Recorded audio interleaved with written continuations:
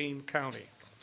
If the village did not exist, all within our boundaries would have to abide by the 5-acre cane code for roosters. Lake County is 4.5 acres for rooster. The keeping of chickens requires a permit in the county.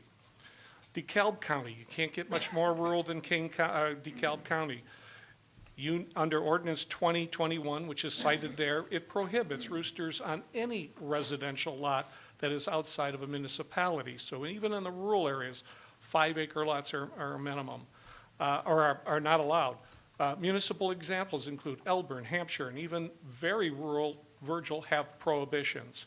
Wayne, the quintessential rural and notable horse community, does not permit roosters and limits the number of horses to 2 regardless of lot size. Being neighborly and keeping a sense of harmony with neighbors is critical to a functioning village. No other municipality in that 9-year process could be found that permitted farm animals beyond chickens and horses and bees in a municipality. None. In regards to the question asked about the complaints on roosters, although there is, an offhand, no offhand comment or recollection of complaints within the village in the last years, I can cite for you uncontrolled chickens and a rooster at the Evening Prairie neighborhood. Rats were running on the neighbor's property. 2, Foxfield neighborhood, chicken slaughtering classes were offered. The Illinois Department of Ag stepped in. Westwood neighborhood, a 2-story chicken coop with roosters was positioned within 50 feet of a neighbor's front door. Personally, I find a rooster enjoyable, but I'm up at 4 o'clock. Not all my neighbors are. The 9-year process started with the very first village administration. The tough part of the consideration and what's before you is not what we want as individuals, but what works for the majority of the people and the keeping of peace and harmony. One last item, the consideration of removing all limits. Without a limit, a definable quantity, there can be no resolution in a nuisance complaint. Think about that, please. For a moment, imagine your neighbor with a no limit on chickens, roosters, horses, whatever. Then imagine a family get together in your backyard for a barbecue. Picture that lack of harmony. Campton Hills has a rich mixture of residential and farm zoning. There is room for each lifestyle in their appropriate places. Thank you. Thank you. I'm here to answer any questions on the document if you have. I think it's self-explanatory.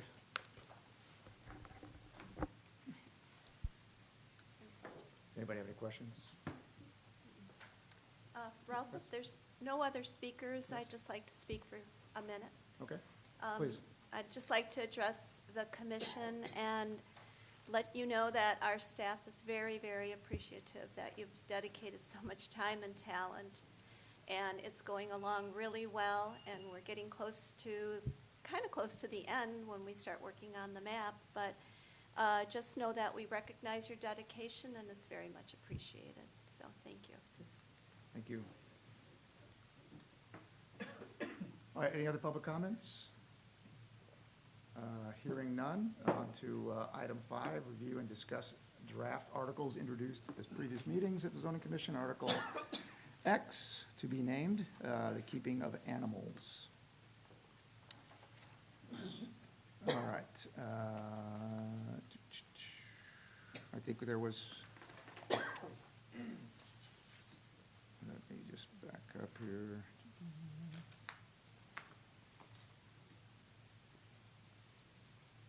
All right, this is what we kind of went through last time, and basically it's just the discussion that we had and highlighted in red just to review. So this is just putting into final, not final, but pretty much wrapping up what we discussed. So there was some comments about certain bees and chickens in permitted areas. That's in red on page 1 of 4 of Article X. And on page 2, it's the minimum of 20, instead of 25, went to 20, standardized with the setbacks. And then the chicken, hens, and roosters, we talked about the dung and the removal there, so that's all been put in. And then page 3 of 4, the maximum square footage I will point out, there's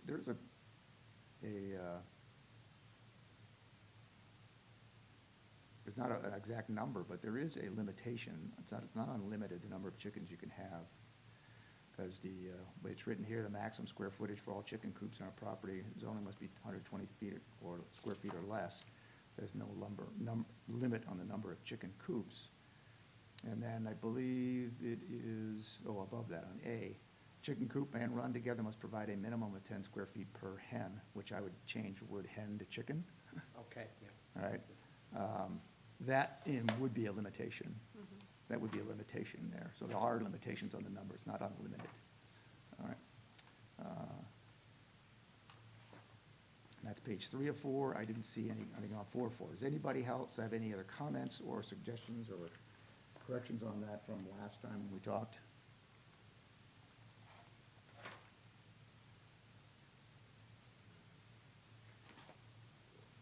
Not hearing none, then I think that's ready to be finalized, right? Okay. Or semi-finalized, right, before it all gets put in one big packet, right? All right, completed for the final packet.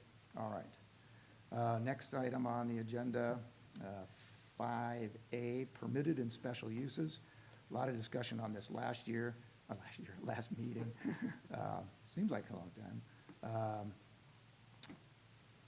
6A, Rob? Yeah, say again? 6A? I'm sorry. Thank you. Article 5, agenda item 6A. Thank you.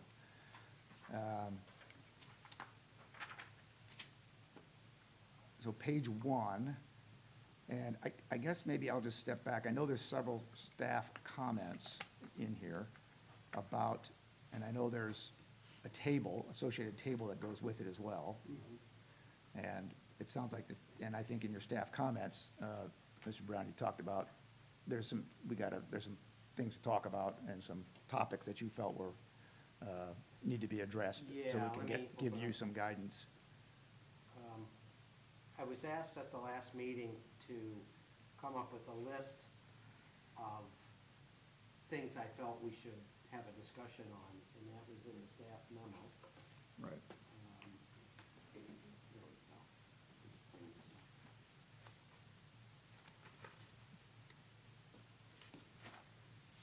Sometimes if I get too many PDFs open at once, the computer locks up, so I didn't want to do that, so. Well, on the, Yeah, The so, the staff- yeah, there it is, kind of towards the bottom of page 1, I got it up on the screen now.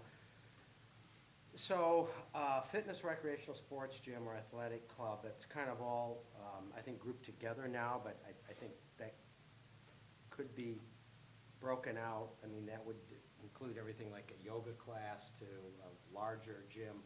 I don't know the possibilities, in the very near future of us getting, say, a large gymnasium, an LA Fitness or anything like that.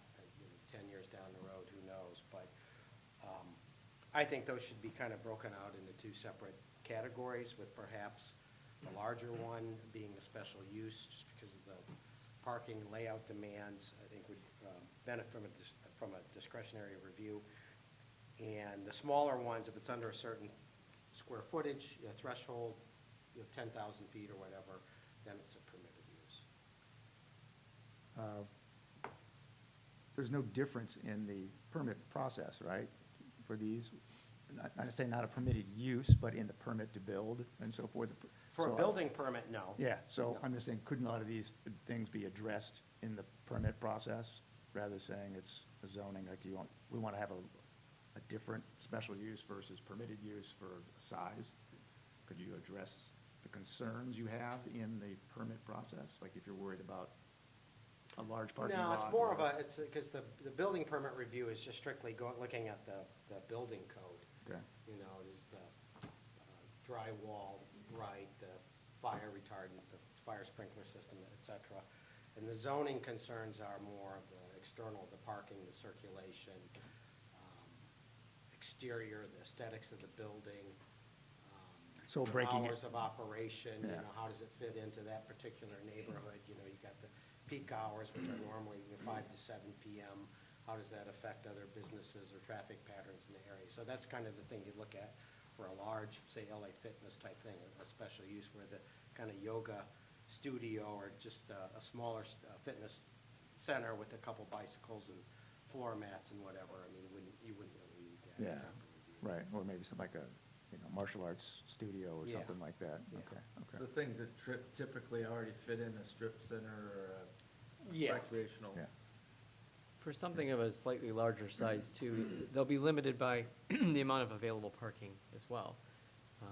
You might have something that might butt up against a 5, 10, or 7,500 square foot Mhm. size, but only has 5 available parking spots. Well, based on whatever the code's requirements are for a commercial property, they might need a variation. So there would already be kind of a built-in review. Yeah. If it's, trying to pigeonhole in an area of town that maybe it would be a little bit too congested, so. Aren't these, some of these similar to like a physical therapy location? Same layout, same Of square the footage? the smaller fitness center, studios or centers, yeah. I So mean, how that do- the purpose is a little different. It's not like you're necessarily going there for therapy. Some fitness centers offer therapy as well. Those are normally the larger ones. So is the recommendation you have just based on the size? The Yeah, square I would, footage? right now, you see up there, it's one of the last red lines, where it says fitness, recreation, sports, that's permitted use in both of the C zones. And if we do get a larger fitness center coming in, maybe we annex territory later on, and there's other areas that might be appropriate, would we want to have that as, one of those, the larger one is a special Special use? use. That's my question. You want to break that out now? And just so everybody understands, the difference between a special use and a permitted use would, Special use, it goes to the planning commission, and they review it and they make a recommendation to the village board. And that's, like I say discretionary review, and that's because they have the opportunity, the village then has the opportunity to attach conditions to outright deny the application too, because it doesn't meet the standards for a special use, doesn't fit into the neighborhood, the impacts on the neighboring properties are too great or can't be mitigated, so that's the opportunity for the village. whereas a to permitted ensure. use that would go. Permitted Yep. use, yeah, they said, submit. yeah, it's permitted, you can they- do it, right? Right, they submit a building permit, Okay. and then it just, gets sent out to whoever's doing the building permitting review, and it comes back, and then Okay. then they're allowed to build and open a business. Sure. They get their business license.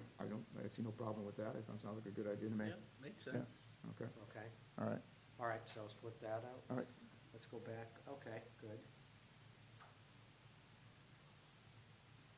Was it religious institutions was the next one, I think? Yeah, I think that was the one. So I sent a U.S. Department of Justice brochure discussing RLUIPA, as it's referred to, the Religious Land Uses and Institutionalized Persons Act.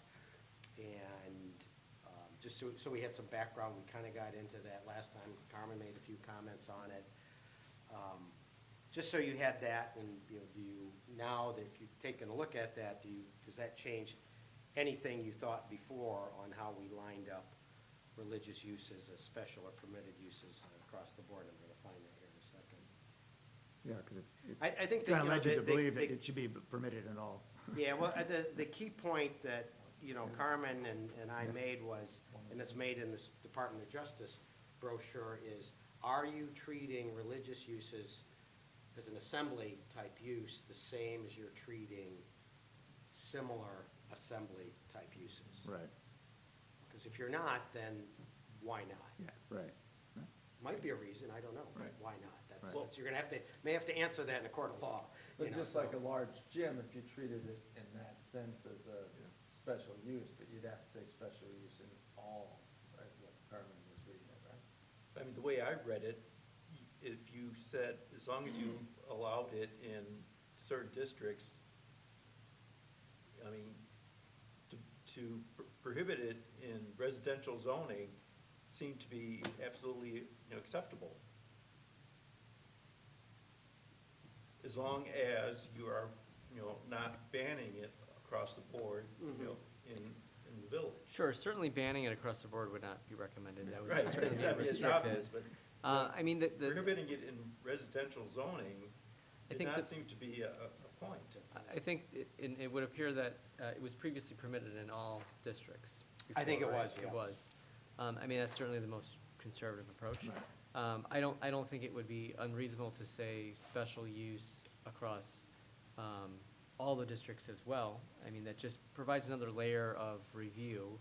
It can allow for the village to address things like parking, traffic, characteristics of the building, lighting, things like that. Impacts. Yeah. Impacts on the neighboring properties.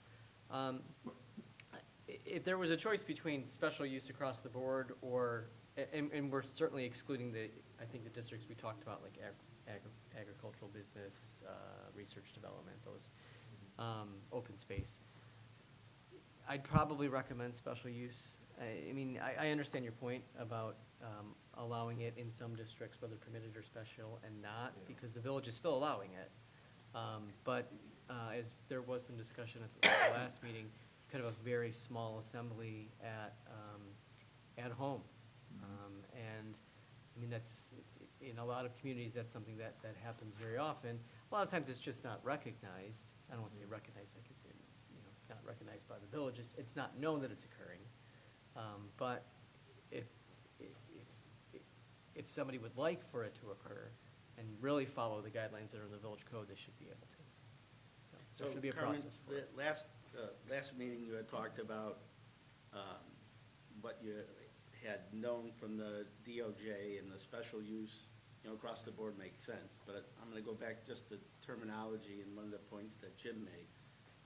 To me, a religious institution is a physical building as opposed to three neighbors getting together to pray.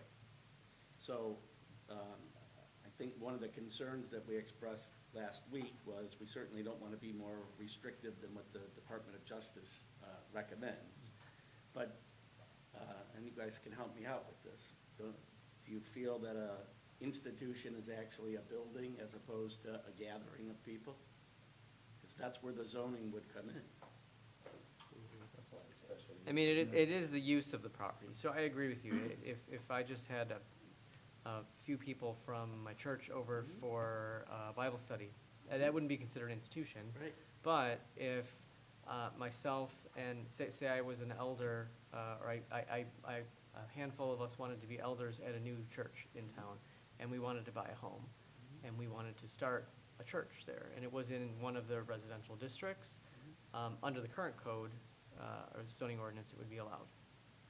If that entity came to the village and said, this is the use we'd like for this property. And that's why you're recommending the Right. special use Right, across the board. it's slightly more restrictive because you're right. I mean, there are, I imagine there are portions of the village where it would have minimal or no effect on neighboring properties. There are some areas where it would, especially with regard to traffic and parking. So that's what I would recommend, but The special use across the board. I don't think it's too restrictive. I really don't. You could have a situation where somebody leaves their residential property to a nonprofit, religious entity or whatever, who then might choose to sell it for their funds or to, gee, we'd like to use it in some way, shape, or form for our followers. So you might have a case like that could arise. But if it's special use, then it would, like you say, parking, and so I like the special use idea. I think that's a good way to go, gets reviewed at a plan commission, and, so. I'm still in favor of prohibiting it in the high-density residential, R1 through R4, and making it special use everywhere else. Because I'm thinking in terms of neighbors, and that's what we're, So. addressing a lot of our concerns with here is the neighborhood.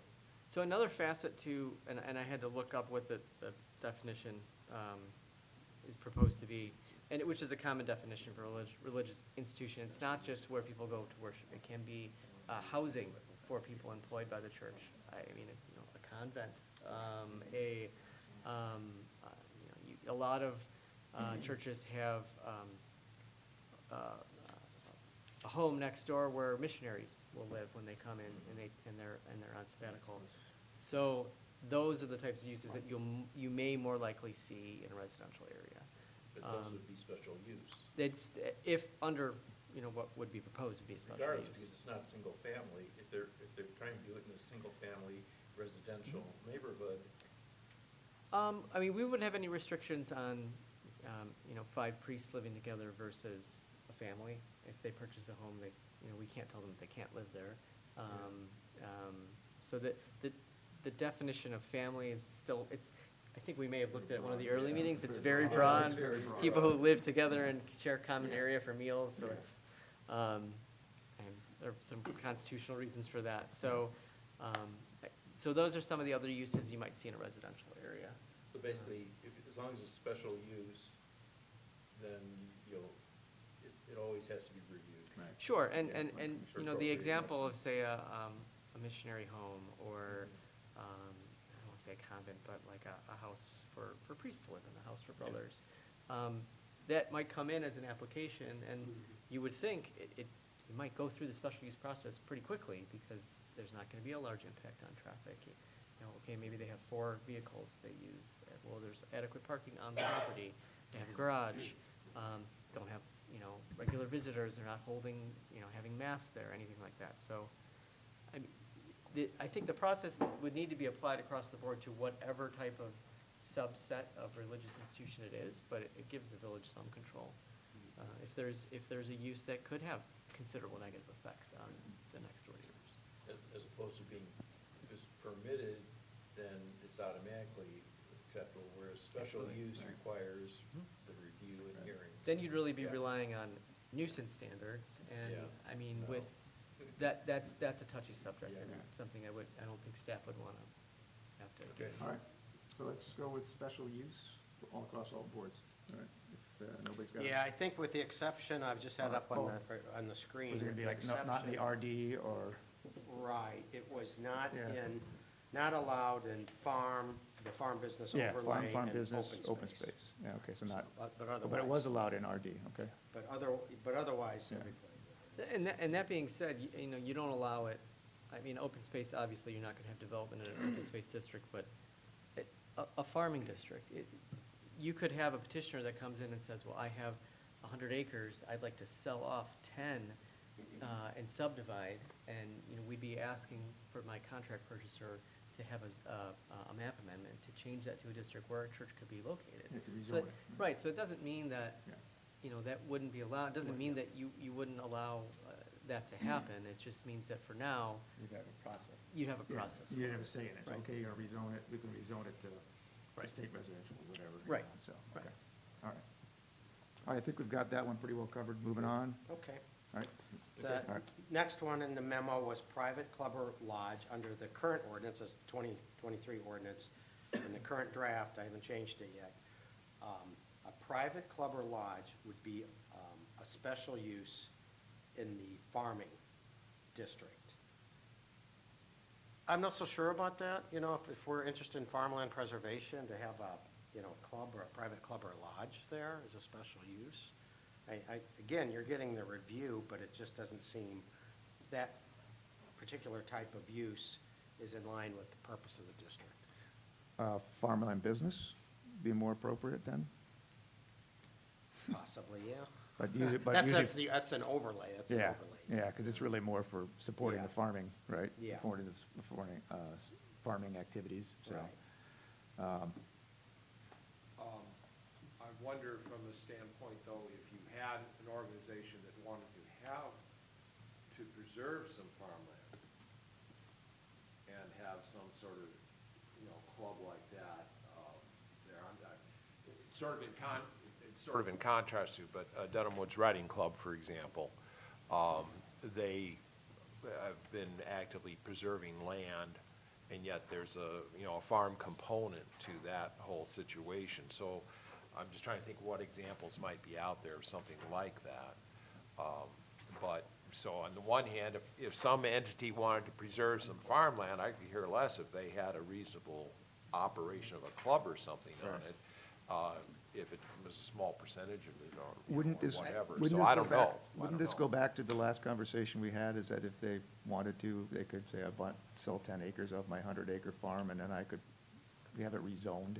Yeah, I think and one of the, so- one of the areas that comes to mind when Jerry says that is you could have a large farm area be purchased and then a gun club that raises pheasants and chuckers and then plants them on the ground and they go out, the people in the club go harvest them. You know, is that keeping with preserving McGraw the farmland? Wildlife, McGraw Wildlife Foundation. They do up in that. Elgin, does that. Now, they don't have much, I don't think they have much anymore in farm operations, but they certainly have the property. Yeah, a lot of clubs further west of Illinois do that. They'll farm acres and acres, like South Dakota. The big pole barns that are the gun club, and they might have 500 acres that they go hunt. I'd like to see it to be more restrictive of what I call legitimate businesses, or, you know, registered 501c3s. Saying a private club, you know, that really opens up a can of worms in my head. The private club can be a wide-ranging topic. Lodge could be a wide-ranging topic also. So, I mean, I think it needs to be in there, but I think it needs to be more definitive. So You could have a group of people that say, we have a club. Yeah, that's why if you have the special use, you get to review it. I think that's the key, right, Jim? Yeah, I mean, Jerry made a good point, I like that, and it is a special use, like, this is, I want to have us, you know, have these discussions now and not, we get confronted with something and we go, oh, God, that's a permitted use, why did we? Well, and usually, Or special use, so. and usually clubs that form like that might fall under the 501(7), is it? C, I can't remember. but Here's our qualification. definition. This is from the 2023 ordinance. She might require that they're incorporated as a particular club entity under the laws that affect that, the IRS laws. Okay, but here's our current definition, current 2023, and so far, I didn't suggest any change, maybe we will now. A facility operated by an organization or association for a common purpose, such as, but not limited to, a meeting hall for a fraternal or social organization or a union hall. A private club or lodge does not include clubs organized primarily for profit or to render a service which is customarily carried out as a business. So it's the opposite way of saying restricting it under the 501 code. Because I don't know if the Hells Angels have I mean, it's a club, right? So, I mean, one of the things that we look at is the use of the property and how it affects everybody. So if we tweak that language to fall under the 501, I would have no problem with it. And, So say they and could have keep right the special colors. use. Well, Yes, I think that would be that layer of review that I would like. Yeah, because northern Idaho got into trouble because they became a mecca for some right-wing clubs, Okay. as they say, and they found their zoning didn't prohibit. The Aryan Nation had 3 or 4 of them, and it created it took years for them to ban them. So you're right to make it a special Well, use, so you can we control have it. to realize that, you know, we're not exempt from people coming here and doing the same thing. This would at least give you a say. Yep. all right, so keep it Special special use, use, yep. but maybe revisit the Definition, yes, that See maybe, if I can get more what you're saying. right, so it's not just, I think the code is 501. You don't have to list everything under. Yeah, okay, I'll take it. yeah, that's, I like So- that. So does this mean we're going to rewrite that, you know, section M? Mhm. Because that, as it stands, doesn't say much of anything. I'm sorry? It's on page 2 of 2. Oh, now we're going down to the article, so you're going down to the Okay. article, right? So this would be in Article 5, this is still in Article 5, right? So we got through the chickens, and then you're on item M, M, as in Mike, right? Which I think is page. 2 of 2. or 23 of 81. So at least you're about a quarter way through the packet. All right, so M. Yeah, you passed it, Jim. There it is. Oh, there it Yep. is. Private, yeah.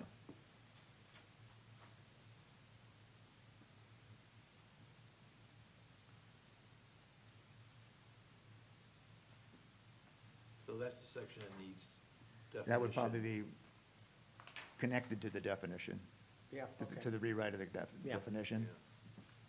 All right. But I think the other comment, like sleeping facilities are prohibited, Right, and they comply, right, okay, okay. all right, okay. All right, so next item of concern in the staff memo was a new category called social assistance, welfare, and charitable services. This is something like Salvation Army, housing assistance, counseling services. It would not include anything, any type of group living or any living quarters. Essentially, it's an office, okay? That's like an office for maybe a nonprofit or something like that. But We it don't should really meet the have. same criteria. Yeah. It we should don't- meet the same criteria. They're legal registered 501(c). So I think your comment there is, we could wrap these up as office uses, which I think would be a way to treat them on Yeah, I a mean, similar I- basis, I- just like an office. Right. Because you're looking at, if you're talking about social assistance, welfare, they're usually people providing assistance or providing guidance or counseling or something like that. It would be more of an Yeah, office I setting. mean, we don't necessarily need to have this category, it's just be an office use, Yeah. really, if that's what you want. Professional. Yeah, whatever, I mean, unless you want to take the social assistance, welfare, and charitable services and incorporate that under just that title and include it in the office or professional services, Yeah, okay. you know? I could do that, Right? That would kind all right. of, how's that sound? So on that same topic, excuse me, thinking of Lazarus House in St. Charles, and they provide housing assistance at the facility. You know, people live there. So I just think we need to tweak that part if we're only talking about office where it says housing assistance. That could give the connotation that there's actual housing at that location. I think the very last sentence in that memo says, note that these do not include living quarters, and you'd like something like that, just, Yeah, the housing assistance, I think we just remove that from there because they're providing whatever type of you help could just they say provide. counseling services, Yeah. you know? Yeah, This is what a lot of times they do, like Lazarus House does that, they just connect them with the right people, and say, Right. here, you can get, you know, And the Monetary definition, assistance. the new definition reads, these establishments provide social assistance services directly to individuals. They do not offer residential or accommodation services. there we go. That's under the definitions, That's right? our definition. Okay, I like that. All right. Think that should satisfy. Yep. Okay. Okay, next one is contractor storage yard. We had a discussion of this last time.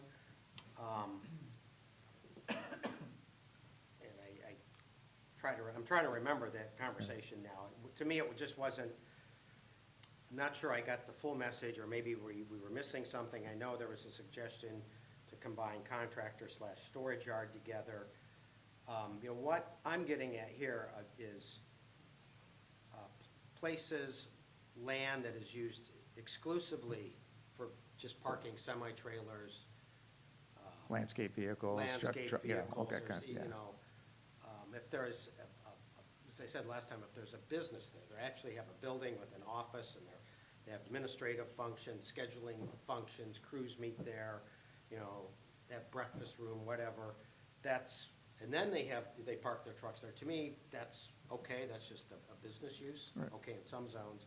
But I've had to beat these types of firms off with a stick. It's been constant, you know, the semi-trailer operator, the trucker looking for a place to park his semi-trailers, the landscaping companies, the construction companies, and all they want to do is have a field to park their vehicles, and it gets unsightly Oh, very, yeah. very quickly. In But fact, Jim, I think part of the discussion, at least I can remember what I had said of separating logistics companies, trucking companies from contractors and storage yards.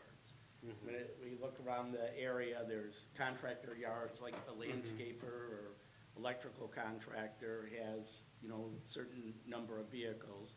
A storage yard like at 47 and 64, where you've got a lot where people are storing trailers, boats. Yeah. But a logistics company is completely different. It is. Because they're parking typically 40-foot to 52-foot long trailers, and I think we need to be more restrictive with that because of the footprint.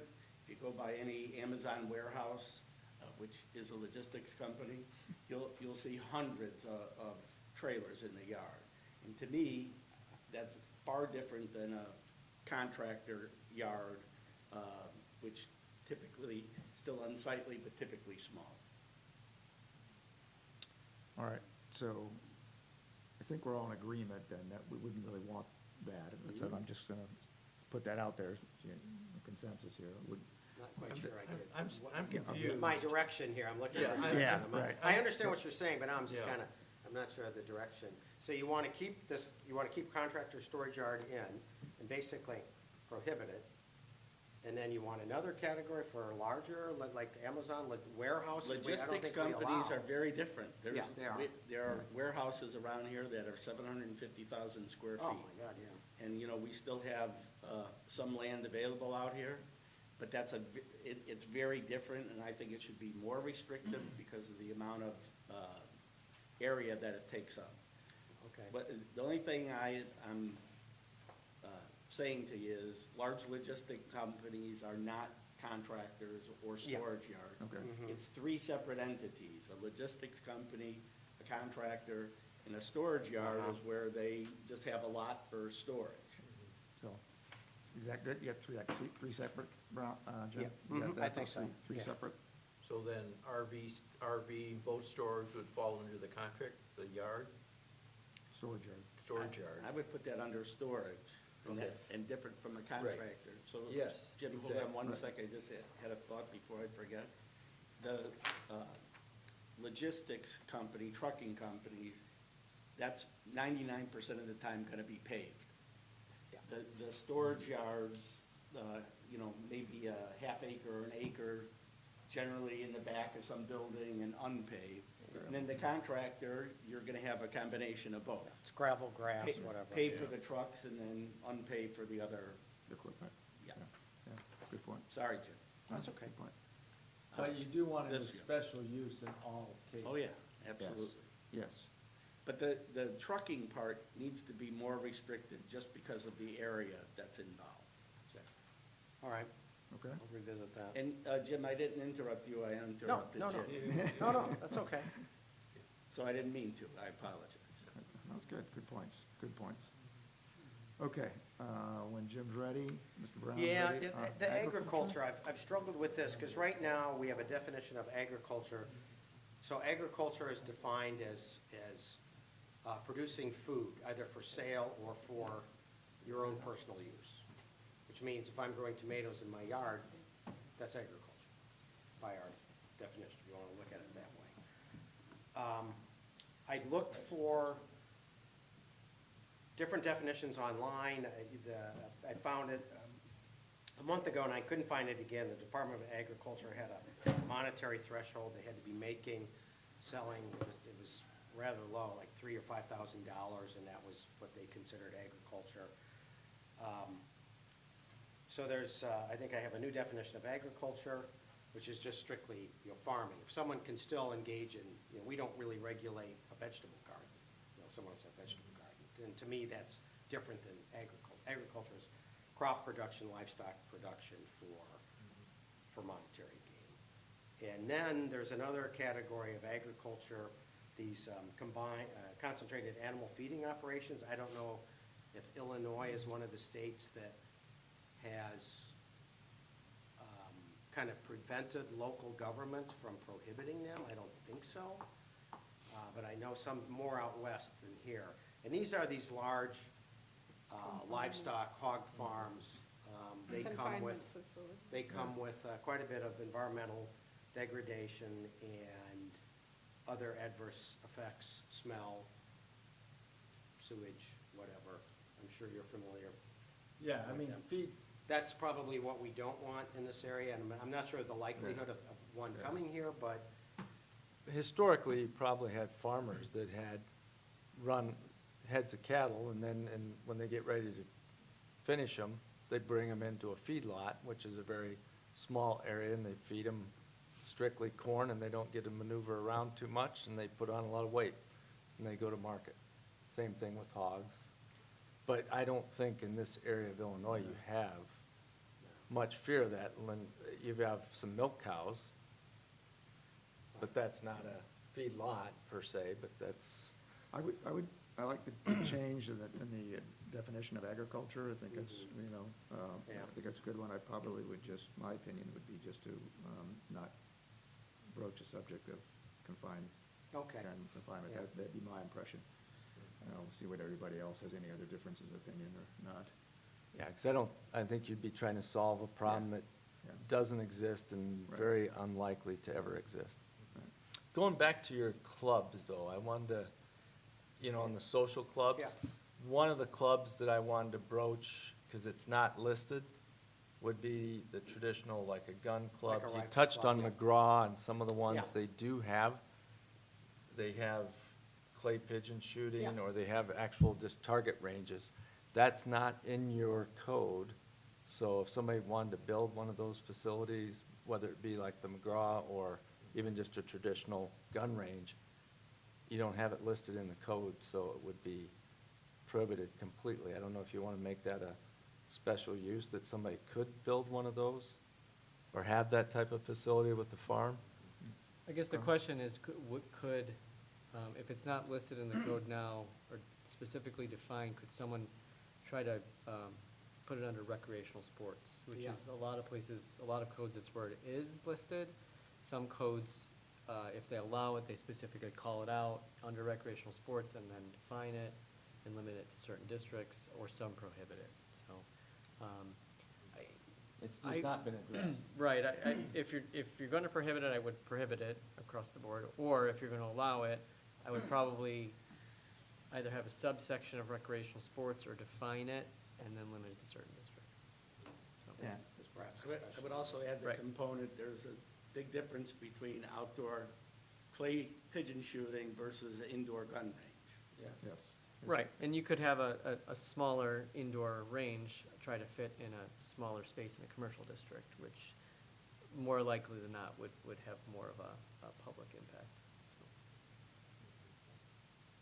And of course, it wouldn't necessarily be an existing commercial district. It could be someone requesting an annexation of, you know, currently unincorporated land, That's actually so. very, very common example. Yeah.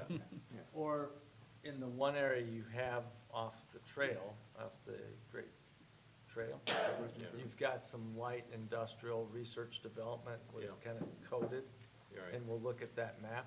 Yeah. That could be an area where somebody'd say, well, I want to be in that area, and I'm going to build this big pole barn type facility with the gun range inside it, and you'd have, would that be allowed or not allowed? There isn't that much room.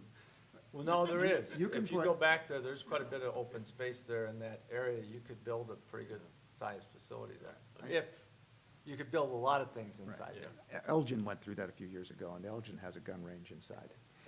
Yep, and then that was. The example I was. Yes, yeah, so. They actually it's have in the another strip mall. one on the northeast side they got too, another one that's now? back behind the mobile parks. Yeah, but this small one's just private right in gun a club. strip mall. Oh, you yeah. know, No, I the know. other I was one, there for that. yeah. So, Yeah, I only suggest it because it can be a touchy subject from those who are proponents or who are against it, and just having clear language that would guide the village's review of it is recommended, Okay, so. take a look Yeah. at that. Right. And the final on my list was medical hospital. The likelihood of Campton Hills getting a hospital because of our water situation is, it is. Don't say that out loud, Jim, because there's things that have happened over the past 25 years we never thought were gonna happen. Yeah, I know, too. I know, but in the, say, midterm, let's put it that way. So, there's, medical is a wide range, it's your hospital, urgent care, emergency facilities, dental offices, doctor's offices. I mean, how do you want to break Yeah. that out and treat it? Do you want urgent care treated differently than, say, a doctor's office, a dental office, a optometrist? I would treat them all the same, I think. Like, I could understand urgent care facility could be something that could come here, you know, and it could be a little bit larger than that, but Yeah. I think if you treated it basically the same, Is that kind of permitted use? Yeah, yeah, that's the way I would approach it. I'd pull hospital out of Yeah, that, hospital though, would be special. just Yeah. size-wise. Yeah, I don't, Make it a special use. Mhm. The hospital?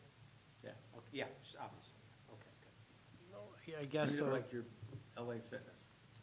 Yeah, the, oh, the- yeah. the question would be what makes it a hospital versus Urgent care. an urgent care? Or, Yeah. you know, I mean, it's, you know, is it number of beds, or is it services offered? Because, I mean, even in some small rural towns, they have a hospital, and it's like 2 rooms, and you got one doctor who's the ER doctor, who's the trauma guy, who's the, you Yeah. know, and they just keep people there, you know, but they also perform small, in-office procedures too, so. Yeah. I have seen it, the two defined, there is a distinction, I can't think off the top of my head what it is. It has something to do with the number of staff and the actual treatment that you could receive. Like, one is kind of more triage-based, and the other is you're staying for lengthy periods of time. Your insurance coverage also dictates it. Yeah. You have an urgent care and Yeah, non-emergency. yeah, room. true, yeah, true. So I think the emergency room component is tied to the hospital. Mhm. And the urgent care, I mean, you know, those are typically smaller facilities, and like you said, triage, and if you need to go to the hospital, they send you there. The other thing is I would separate dental clinic from dental office. You know, a lot of times you'll have a very small dental office with, you know, 1 or 2 chairs and 1 dentist, versus I've seen some dental clinics that are absolutely huge. And again, probably want to be more restrictive in that area than a small dental practice. I don't know, I tend to keep them the same, I treat them the same, dental clinics and that, so I get it, but, I would treat them the same. Yeah, I mean, it's the same function. Right. Well, It's just- I it's just disagree matter though, of scale. because the dental clinics a lot of times are performing surgeries, you know, with anesthesia and with some prescription component, as opposed to going to the dentist to get your teeth cleaned and have a filling filled. That's Does- very does the same- different. My It's dentist not. does the same thing. I mean, anesthesia and everything else is all, The last time you had a root canal, did your dentist do it, or did he send you somewhere else? I went somewhere else, my wife went local. Okay. So But it- my point is that there's Yeah. different levels of that, Yeah. the same way that we're talking about urgent care and hospitals. I mean, from a zoning perspective though, right, so, we're zoning perspective, we're saying, we're using clinics, dental, it's the same, I guess, Same. that's the way I'm looking at it. All right, would treat them the same. All right, and that would be, so the urgent care, dental, whatever, all dental, permitted use in essentially C districts then, right? I think that's the way we have it now. Okay. My major question was to break out the urgent care or not. The hospital would be specially used. Okay. Okay, that's it. So what else did I have here? I didn't think have that it. was about it for Yeah, now, because yeah. then you start going into the map. and we'll The other thing talk that about I later. put in here, it's in the chart, that I forgot to, and we didn't discuss it, I forgot to put it on this list. We are getting to the chart yet, right? So that's coming Yeah, up? yeah, but actually, it's a good segue into that. Okay. Right up there, so we have manufactured home, and there's a way we can define that, and it's getting harder because they have these modular homes that come in on a truck and they get assembled with a crane, but, you know, manufactured home is what, when we think of the trailer park. I assume you don't want that, so I put that in, and I don't think I have a definition for it yet, but I did find one. There's some federal regulations concerning those as well. But the other is mixed use, and mixed use is retail on the ground floor with apartments above, and I think we have that in town in a number of places already. Right. And Right. they're fairly new, and we don't really address it any place in our code. I particularly, a lot of towns allow that, you know, to have the residential upstairs. I see. It's a walkable community. Yeah, I see Right. nothing wrong with it. Yeah. It's a form of a more affordable housing. Another, in the range of housing options that I think, you know, most communities should have. Speaking as the urban planner here, I don't think there's anything wrong with it, but I think certainly in the C1 and C2, some type of mixed use, it has to be above, the retail on the ground floor should be considered. I'll just make one comment on just to go back to the manufactured home. If you take a look at the Clayton Homes, you never know that was a manufactured home. exactly, I exactly, mean, it yeah. looks like it's a custom-built home. Exactly. It's all about cost and everything, and minimizing the cost of making a lot of the things on site and then Yeah. assembling them there. But it's not, like you say, it's not a trailer park, that's just a rectangle. Built in a factory environment, there's, Yep, in some it ways goes the to the quality site, control they is put it better. up, they minimize the amount of time it takes to do it, and it's very efficient, and they look amazing, so. Kind of I don't- the distinction is whether it's really remaining on a chassis or not. Is it being picked up and put down on a foundation or slab or footing, size maybe, I mean, but you can make the distinction in Yeah. the definitions, but. So I don't know if- Again, that to outlaw the kind of or prohibit the old type of, what we think is the trailer park, the thing where it's still on wheels and they just have skirting around it, that I assume you don't want to hear. Yeah, so you're adding in manufactured home to say that none of it is allowed anywhere? Yeah, I gotta Gotcha. work on the term and phrase, but you understand what I'm getting at, kind of the Okay, mobile yeah, home. okay. Not- It's a trailer. So- If it still has the chassis and the wheels, we're gonna prohibit it. If it's a manufactured, home that Yeah, if it's is, something that's built, then then that we would be wouldn't fine. restrict that. Yeah. And I have to work on the definition, Okay. and then I'll add both of those in. But mixed use, is that okay for the C1 and C2? Can we go back to Is the it- manufactured home? Sure. So, are you talking about prefabricated homes where it comes to the site and it's done? Pretty much, and Okay, they, but that's different from what you said, Ralph, of assembling on site.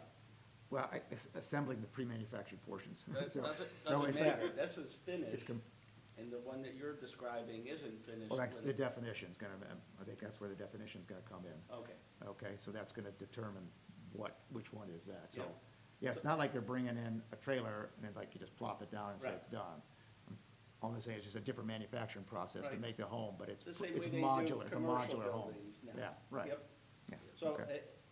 and again, I always look at that as two separate topics, because the manufactured home, just that terminology, would be the trailer, like a Wausau home, and it shows up and you're done. And a Yeah. lot of times, they're using shipping containers for that, which are, they're building into houses. But I distinguish the difference between what you described of, they just condensed the number of steps involved, that they prefabricated it and finished it Yeah. on site.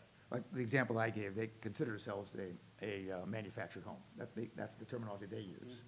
So, anyway, I just think a definition's gonna help the Yeah, best on okay. that. So let's just get a better definition to address the concerns, and then we can review that. Yeah, next because meeting. 100 years ago, you could go to Sears and Roebuck and order a house, and it would come off the siding, and trains used to stop in every small town. They'd take them off, put them on a horse Yeah. As a wagon, kit. and go put a Yeah. kit together. Yep. Yeah.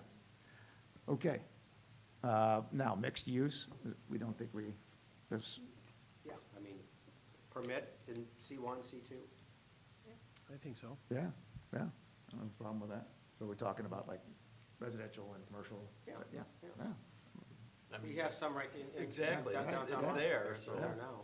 It's not a I mean, change. it's- yeah. But you're just addressing it now in the table. Yeah, I mean, I guess right now they'd be considered non-conforming uses because it's not. It's not listed, addressed, yeah. right, okay. Yeah, I don't know how they got built, because that's relatively new Yeah, construction unless right it was. across it the was- parking it was lot built here. in- There's, I don't know what the Kane County ordinance, and maybe in like one of the B zones it was allowed, I don't know. Yeah.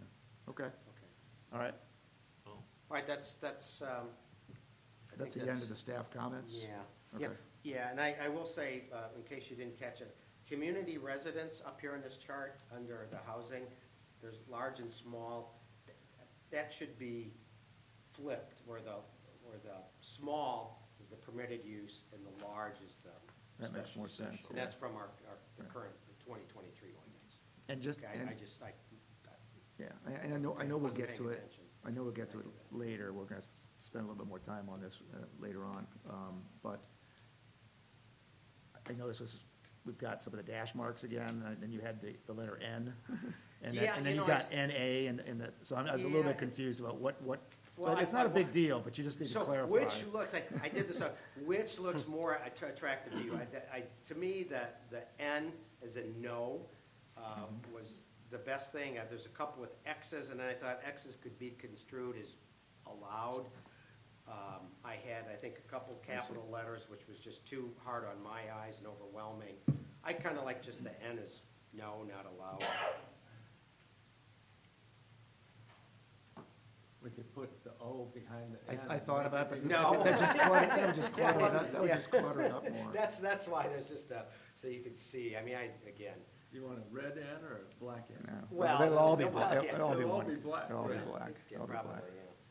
All right, so you're just giving us some different examples of Sure, what to that's use, like a dash mark or an X, Yeah, and so. dash mark or, I think it was Joe made the suggestion last time, he didn't like the dash mark, Yeah, because it was too hard to see, and so I said, Yeah. okay.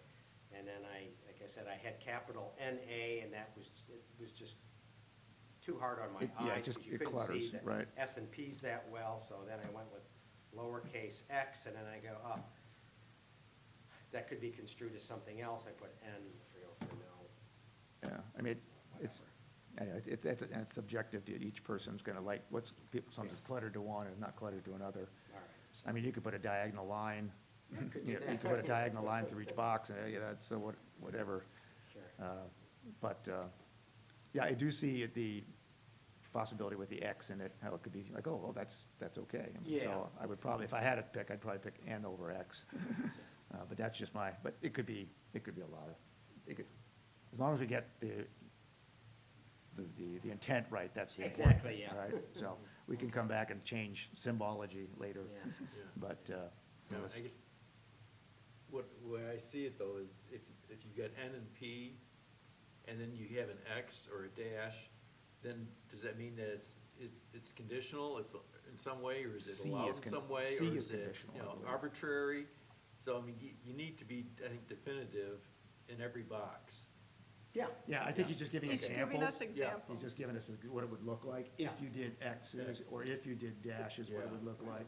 And you see, I did leave NA in there under housing services, the big Yeah. Yeah. NA, and I didn't like that. So I think he's just giving us That's, some that's, examples. that's all. What about a lowercase NA? Yeah. NA, yeah, I mean, that's it, just as I was going Okay. through. Yeah, And actually, the only reason I was thinking that is because, like, for permitted, you got a P, it's one letter. For, special use, it's one letter. If you have a lowercase NA, at least your eyes would see doubles, and maybe it would or if you say. put out the single letters a little quicker, I don't know, or the Yeah, single, I don't know. okay. Like you said, you could put NA or put NO.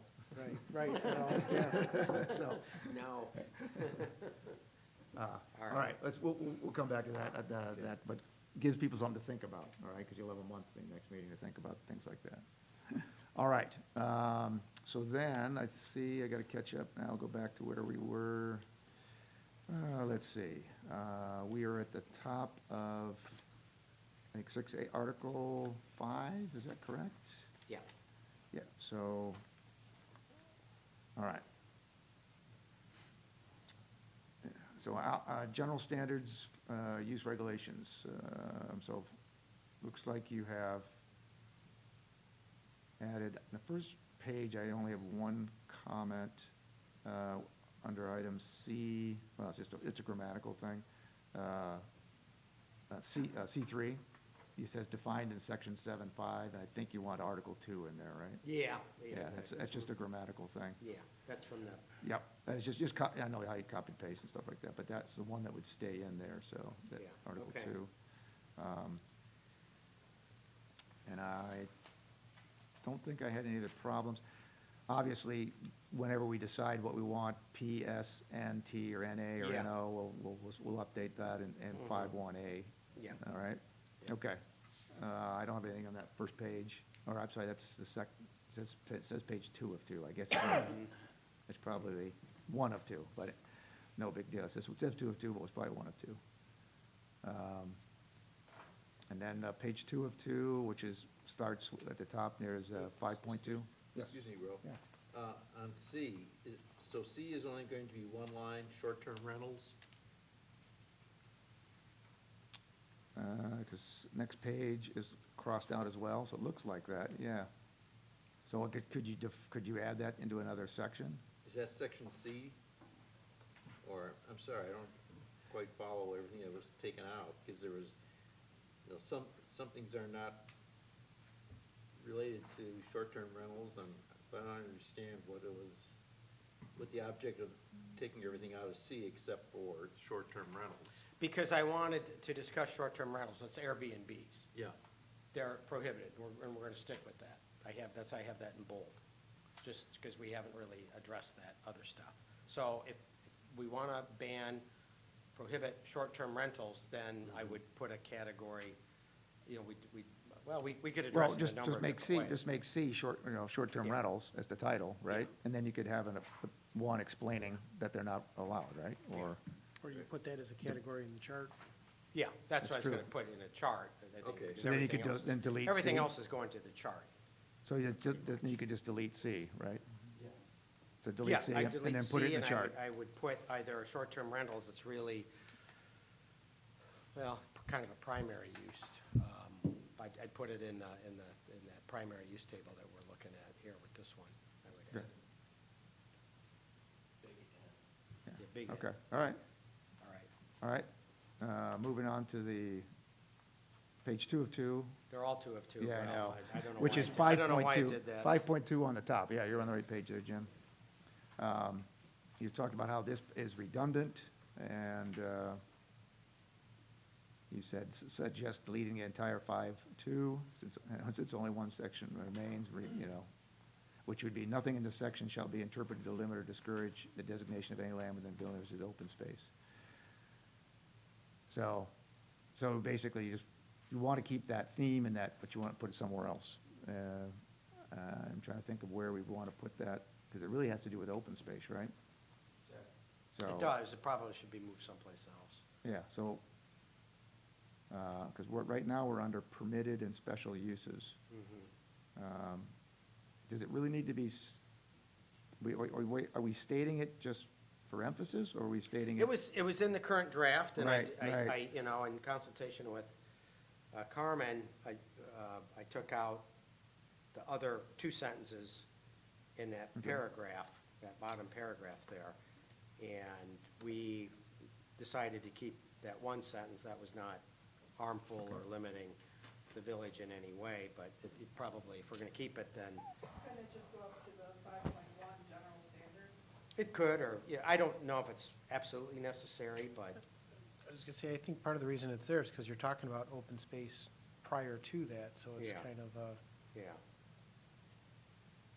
just get rid of it. Well, and part of the dilemma, and one of the reasons why I got involved is because of an issue where there was designated open space that was being put forward to the village as well. Let's get rid of that and use it for other purposes, commercial, et cetera. And that was in contrast to anything that everybody who had supported open space at whatever level, either township or the PUD that was involved in this case, where the county said this was supposed to be open space, even though it was privately held. And also, that's where I think they just wanted to reaffirm and make sure it was clear cut throughout wherever the wording is, that if it was once designated open space, that was a permanent. Yeah, and I think that category. recognizes open space was a township before there was a village. There was the Campton Township open space predated the village existence, and I think it's just a very strong theme While the in this PUD village. predated, the PUD with open space was formed and predated that as far as the setup of Fox Mill, for example.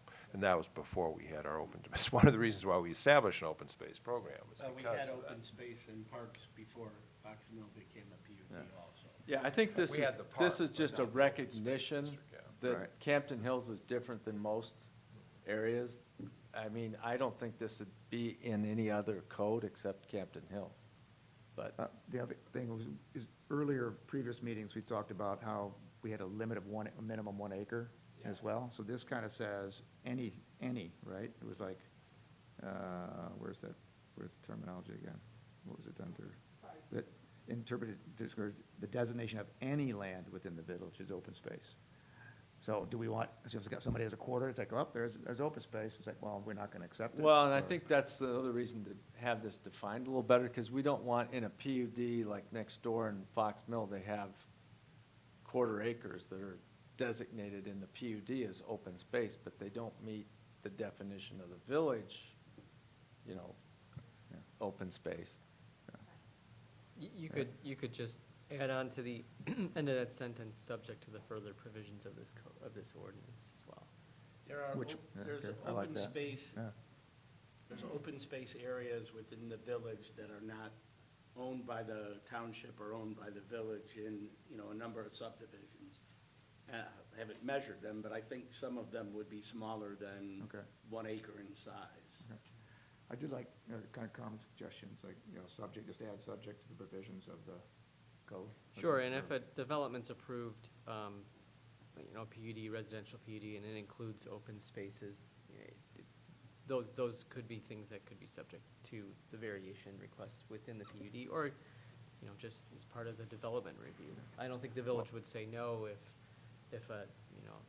50 homes were going to be built and there were various areas where there were open space that were smaller than an acre. I Okay. think it's an attractive element.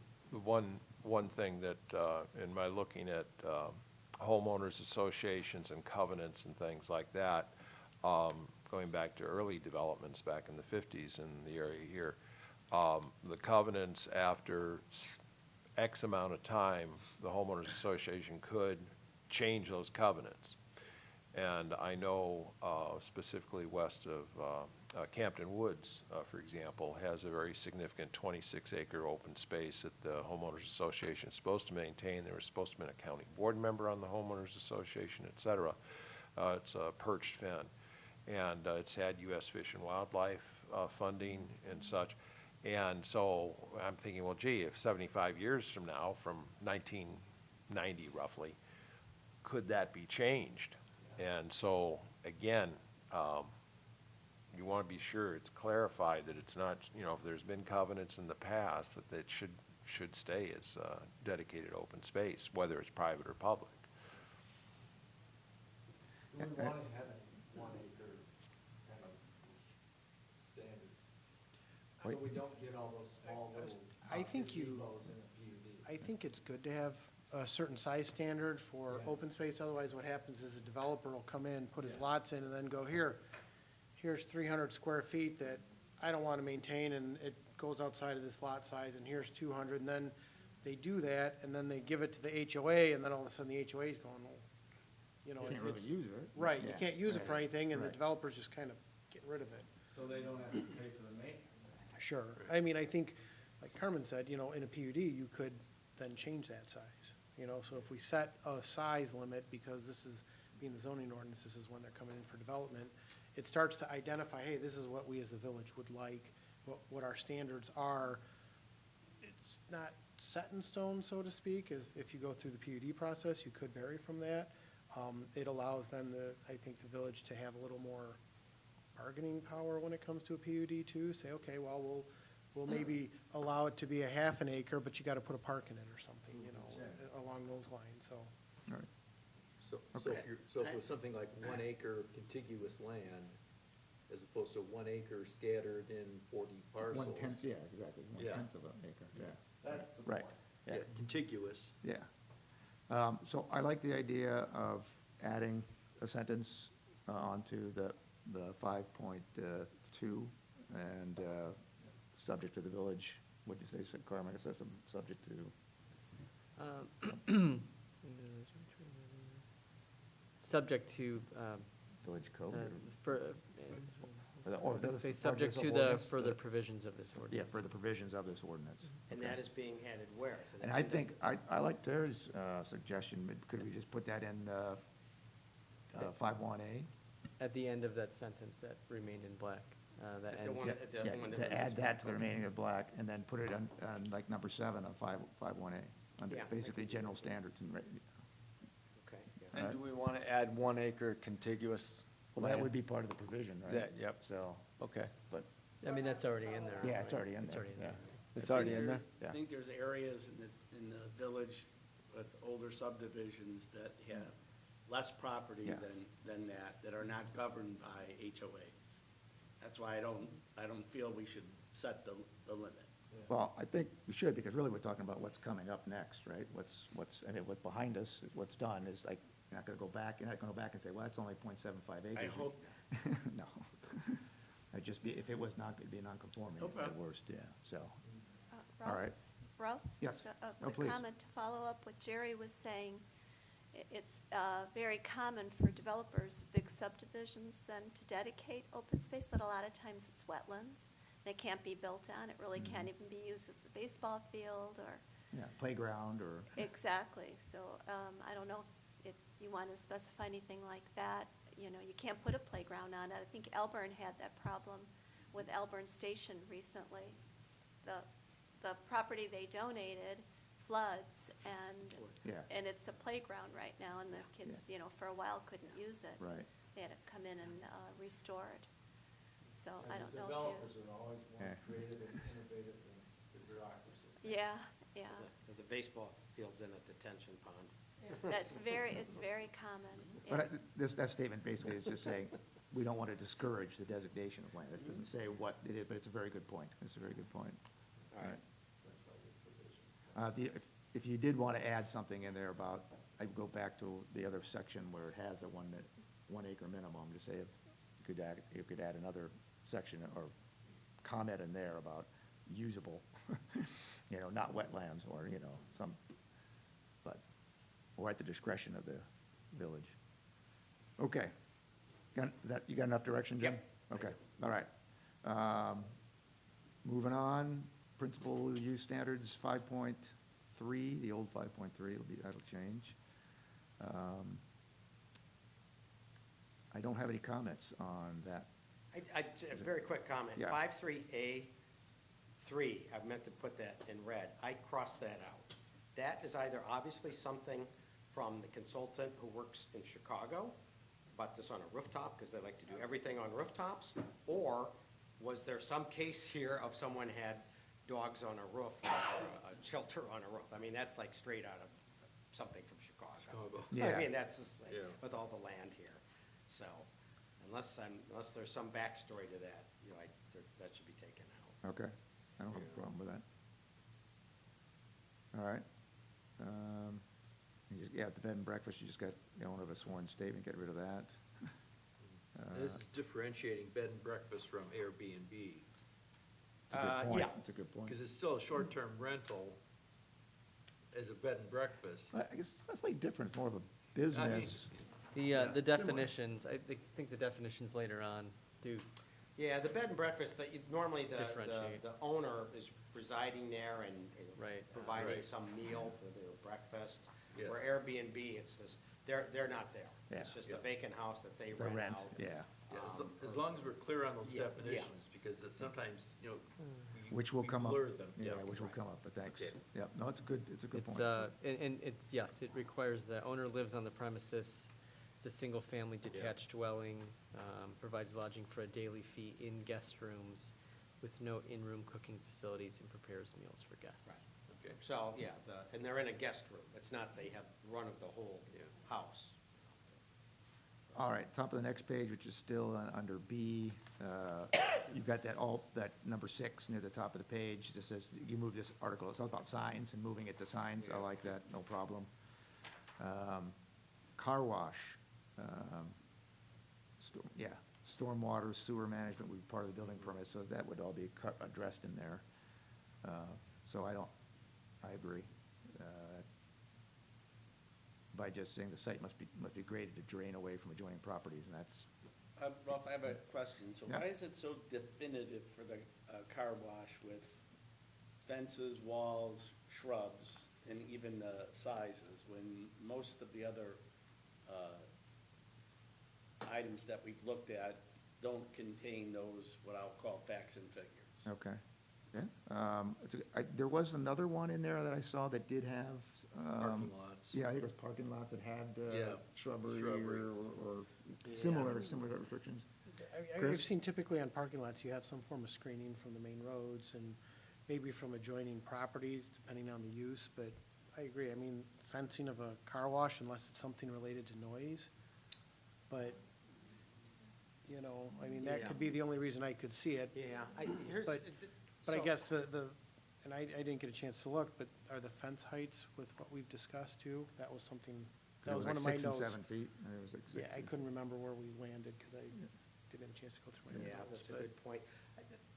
So this ordinance is taking the approach of all of these various uses where there might be something that you would want to mitigate of adding additional conditions.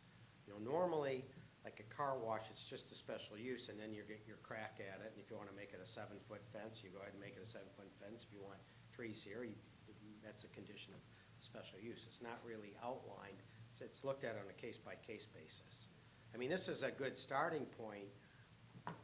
I've used ordinances both ways.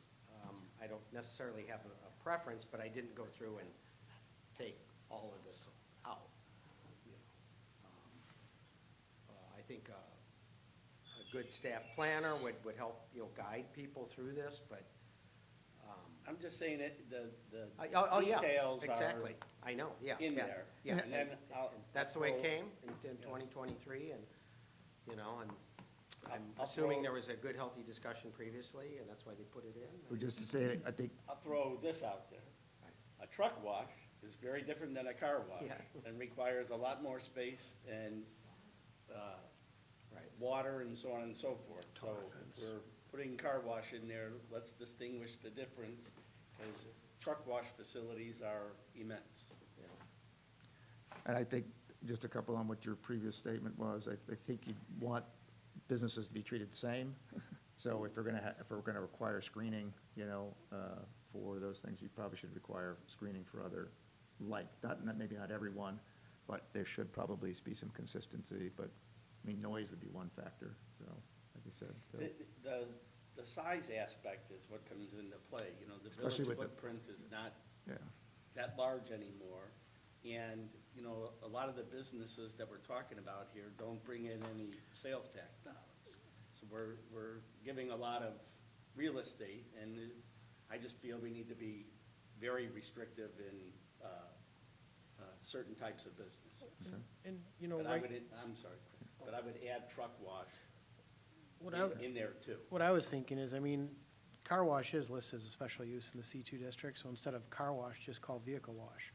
Yeah. Because being a special use, then the village board will have the crack at saying, The well, planning it's a commission. truck, or it's a car, or it's a tank, or a whatever, a tractor wash, or whatever. At least it's a vehicle wash, and then depending on the type of wash, Yeah. being a special use, Self-serve or- those would be things that they would be able to evaluate for that special The only, use. the only reason, Chris, I want to be more definitive is all of us see car washes, you know, they're on every corner.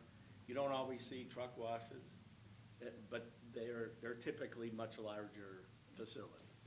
That's all. Right, no, I agree, and that's why I'm saying, though, car washes are only allowed in the C2 district, and if you call it a vehicle wash, I mean, part of that special use approval would be, okay, we're putting a truck wash here, is that piece of property viable for that wash? If not, special use doesn't get approved, you know, if it's, I mean, because I think it's, I'm with you. Every wash Just is very remember, I'm unique, the one that that's all. said the hen and the rooster, so don't be surprised by car and truck wash. Yeah. Sure. No, I But truck understand what you're washes saying. are extremely large. Yeah, well, I think Chris' suggestion is It's good. good, yeah, vehicle, Yeah. okay. All right, moving on. The next few pages, 2 of 2 and 2 of 2. so I don't know how that- That's okay, that's all right. We're not lost, Ralph, we yeah. can follow two of them. Okay, I think we're gonna go, I'm not seeing any red lines or anything, so the next pages, few pages, we're going to energy systems. When I read through it, I didn't really see any, you know, it's a lot of, anything to change here. We've got, yeah. One thing I wanted to mention about the energy systems, especially with solar farms, and I've seen this in other communities, is with respect to somehow limiting them to areas along like major commercial corridor routes or something, because if we have, you know, a lot that's at, you know, Burlington Road, say this area wasn't developed at Burlington and 64, do you want a solar farm sitting there when that would be a prime commercial Right. property, and, maybe trying to limit it to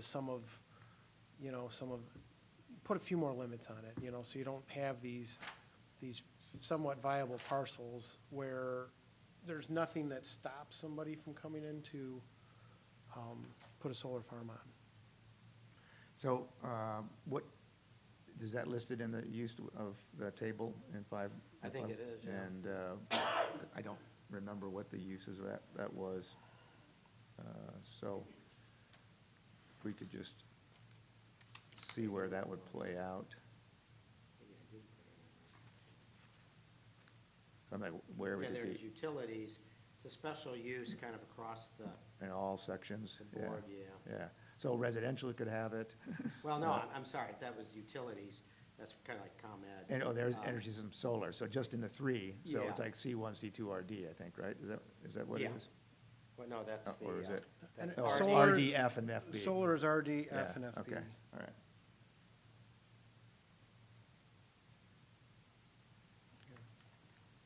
I don't know how you would direct me, unless you're wording it to, I don't know, how do you word your concern? Like, can't be in a prime location for, Yeah, well, and I guess in the community I work in, there's a parcel that's along a Yeah. major road, and a while ago, somebody was allowed to consider it, and a special use was approved, and now their special use lapsed, and it's like, since that time, the village has grown, so now all of a sudden, it's like, well, we could rezone that parcel or something, and it's on a major corridor route, so. this was free F, hand of the market to take care of that? so this was F, FB, and RD zones, right? F, FB, and Yeah, RD? RD, F, and FB. So, And maybe it's something where it's just not visible from Yeah. an arterial road or a collector road or something. I mean, simple as that, I don't know. yeah. Just a thought I had, because Yeah. solar farms seem to be popping up more and more, and Well, I you see think them about- along 90, and you see them along, Look at the Kane County Courthouse, right? I mean, that's a huge project out there, and that's definitely near some arterial, or feeder roads or stuff, so. I don't know how you restrict that. I get what but- you're saying, but I'm struggling right Yeah, now, off the I top don't- of my head, to Yeah, to do that. come up. Okay. Jim, if you could leave up page 2 of 2. Been up there all night. Yeah. I got you. So, UL Just having is fun. very well-known in this country. I'm not familiar with the other names, but I would be very restrictive in the wording of that, of similar certifying organizations. Not all organizations who certify meet the criteria of, companies like UL. And you could have I'll call it fly-by-night organization that is certifying the wind energy system, and Right. it just needs to be very restrictive and very, very detailed. Yeah. Not made in China. Well, that's not it as much as I've seen, ISO certification. Well, the companies that actually follow that, follow an ANAB certification, but there's a lot of companies that will give you an ISO certification or that you find on a website, and the same thing happens with any type of certifying organization. So I just think we need to be very detailed and restricted. I mean, yeah, that's actually, that provision there, 2A, it's almost more of a building permitting provision, that Yeah, when these all other right, things come in, it's more of a building permitting thing it is true, than something. but, Germanischer is misspelled too, I noticed that now. okay. I didn't misspell it. Yeah, oh, but you just caught it, so, all right. That's just cut and pasted, but Yeah. it's misspelled. All right, pressing on. The next few pages are all black, unless you have someone, no corrections, no red. Goes down to gas stations at the bottom of the page, and then we get a little bit of red on the next page.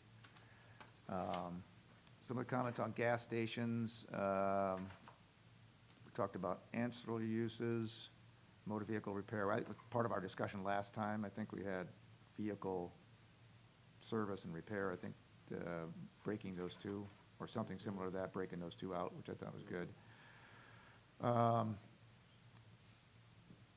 We've got, this is our gas station, so you added in like one car wash, this is number 4. So one car wash bay is allowed as an ancillary use. Okay? And that's fine. And then, the outdoor dining area, which you talked Yeah, I about don't know moving it why to this was in accessory here. I mean, uses. This is a chapter that deals with the principal use, and outdoor Right. dining, it's a use to a restaurant or a Right, it's an cafe or accessory something use. else. It's not, Yeah. if we want to keep this, you know, we had discussed outdoor dining at least once before. To me, it's more of a permit process rather than strictly zoning. You know, if they're using the public right-of-way, there should be an agreement with that. And if we want to allow it, fine, but it's really an accessory use to the restaurant, and this would be someplace else. Yeah. But it's not the primary use. Yeah, I don't know So, why it's in so here. I would agree, why don't you just move it to the accessory uses, that's not a problem. All right, parking lot? One comment I made on it says a parking lot must be used solely for the temporary parking of vehicles and cannot be used as off-street loading area. Okay. First of all, solely, I mean, a parking lot can be used for lots of things, but Right. it should be primarily for parking, you know, Yeah, primarily, I agree, rather than solely. yes. Yeah, I'm not sure what they were gonna get Yeah, at, like, I people, know. you know, putting pallets there of materials or something. Yeah. You know, I don't know. But like you said, you know, you think about beer trucks or food truck replenishing restaurants and stuff like that, I mean, that's just logical. So, I mean, I can see some multiple, you see parking lots used all the time for farmer's market or Yeah. something like that, you know, so I don't know why we'd wanna, Right. Can't we remove L2? kiosks? Yeah, that seems like a Chicago Yeah. thing as well. Yeah. In Yeah. fact, another Chicago-centric provision.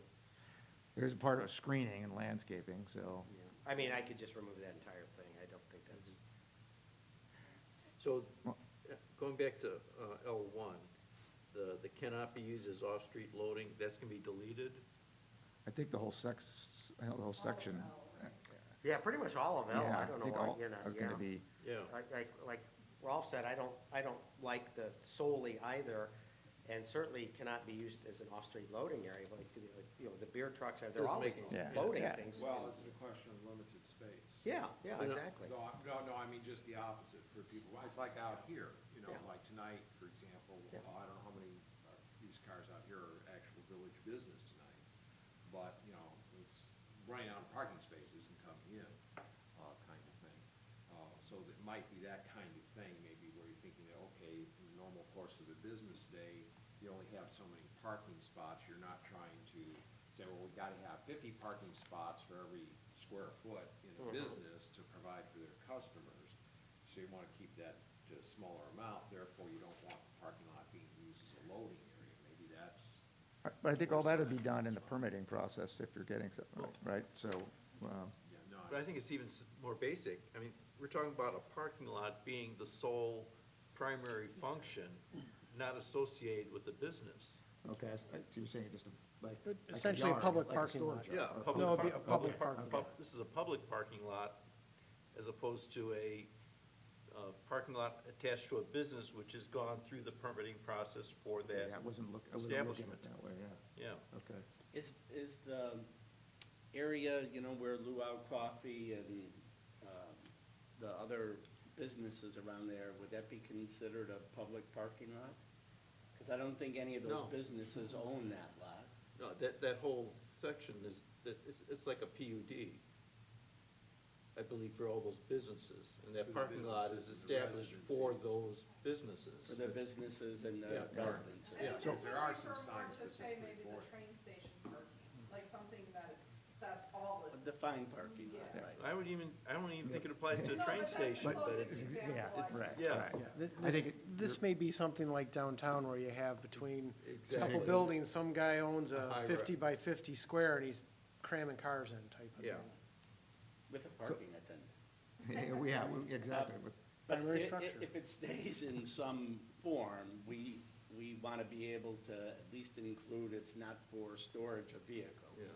Tied back to the other. All right, so backing up a step, okay, so parking lot is basically, that land use is just a parking lot, okay? So do we want that to be, to have some guidelines for the use of that parking lot only on that spot. I would say prohibit it.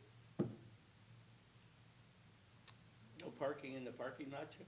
No Or parking lots. It would not be able to be Oh. developed that way, and Right. it wouldn't be zoned for it. It's not solely a parking lot. It's always gonna be permitted and zoned with the business.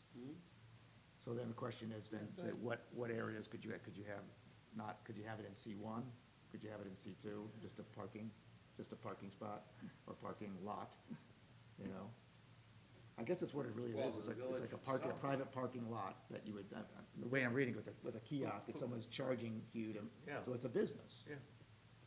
so, The standalone business. yeah. So Parking cars. do you Yeah, want- and it is you in want- the, it is, and it was in the chart, for some reason I left in there twice. Parking lot principal is a special use in all the C districts, and in the. And not FB. allowed. I say not allowed. No, I'm joking. All right, so the question is, is this something that we leave in, or, reword and leave in? Or, So, go Chris I mean, Okay. I guess two thoughts. One, and offhand, I don't know, I would assume that every lot has to have a principal structure of some sort. So that being said, really, if Kinda you negates have, yeah, that kind of negates this. The only time I could potentially see where maybe something like a parking lot could be ever conceived of is if somebody has a property and they want to put EV charging station parking lot in. I mean, it's a business, I don't know, there's no principal structure, you just have a lot, you put a couple charging stations in, and people can pull their car in and swipe and charge and go shop. That would be the only time, at least, at the moment, that I could see where maybe that could be a business, but I kind of think maybe Again, that's, that's a standalone business. It's EV charging that happens to have need for a place to park a car. but there's no principal structure with that. No, the charger is. No, it's not a structure. No, because that. Like I said- That has to be permitted through the village anyway, so But, it's a but if there's business. nothing in here, then Yeah. the village is, then the village would be like, well, how do we don't know how to address that, you know, but. Barb? Yeah, bringing up Blue Owl Coffee and the old Taylor Street, not Taylor Street, Pizza Cucina and all, there's living above all those stores, and so those people naturally park in the parking lot. And so I don't know if there's a provision for, if there's commercial, but then there's residential or apartments above, there has to be a need for parking now. Right. I But guess again, the- that doesn't, this is, like we kind of figured out, this is solely a plot of land that has parking stalls on it with no associated structure. Like the train That's station. what we think the L is referring to. Ah, Yeah, okay. 'cause- So do we want just some lot built in the village that is strictly? Yeah. No one would parking do with it no in the first specific- place. Yeah. And charging. Like I said, the only thing I could potentially see is maybe an EV EV charging charging. thing. Yeah. You know, I know But like, again, that's still temporary. The People Tesla aren't gonna, Super like, permanently park there. station.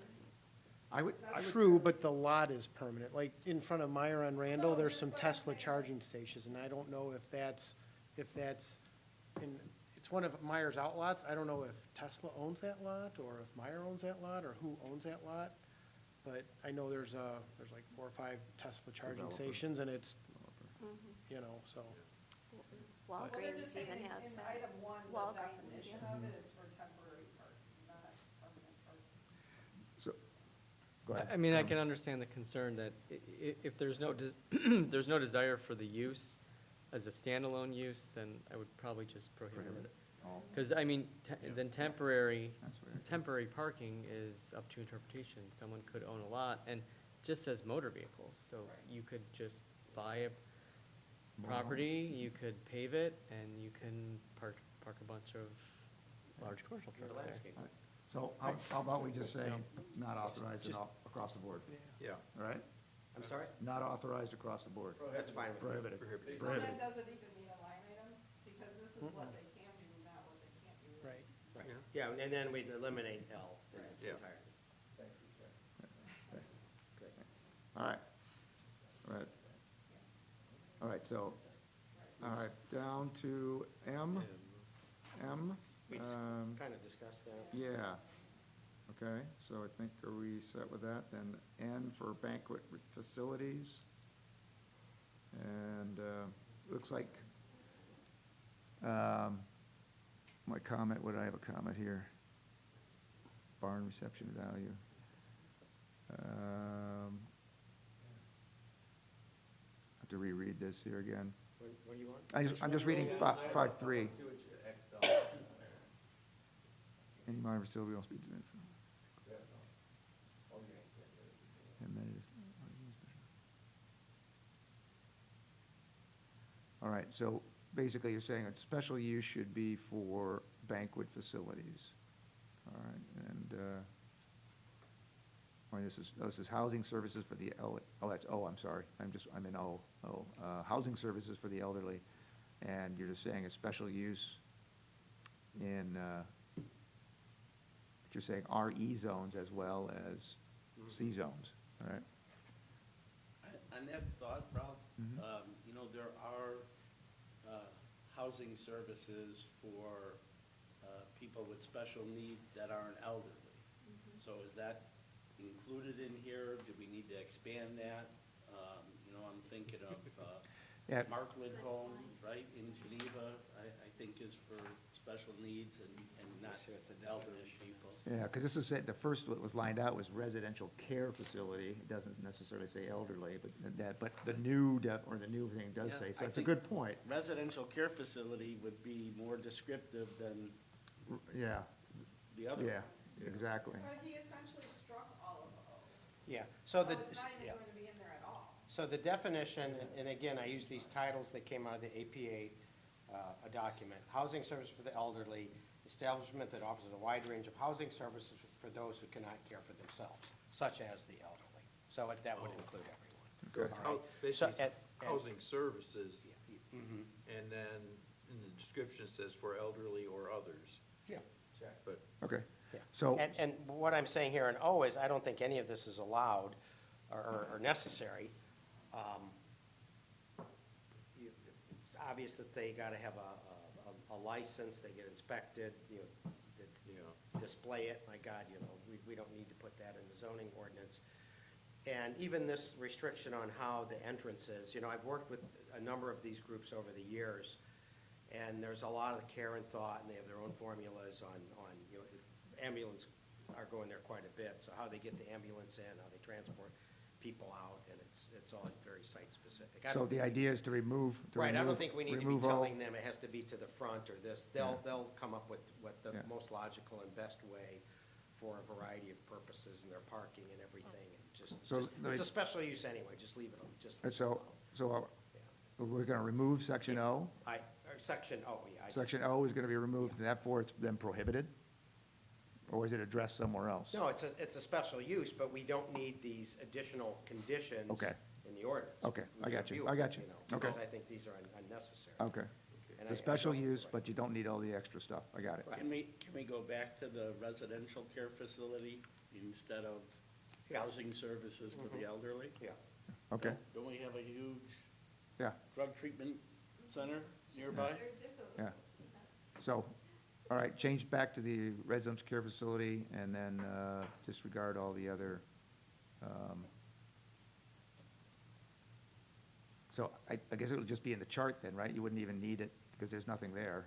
There'd be no text you really would need, right? It would just be in the chart, residential care facility, and then you'd have it permitted. Special or use. Or special use.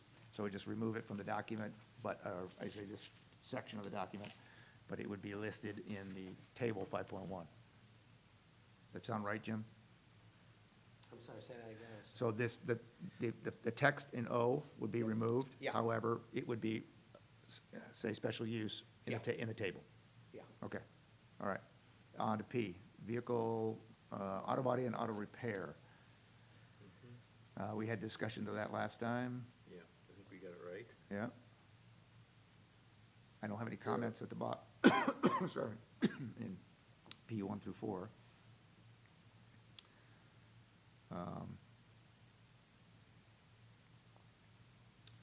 My comment here was there was kind of conflicting provisions, so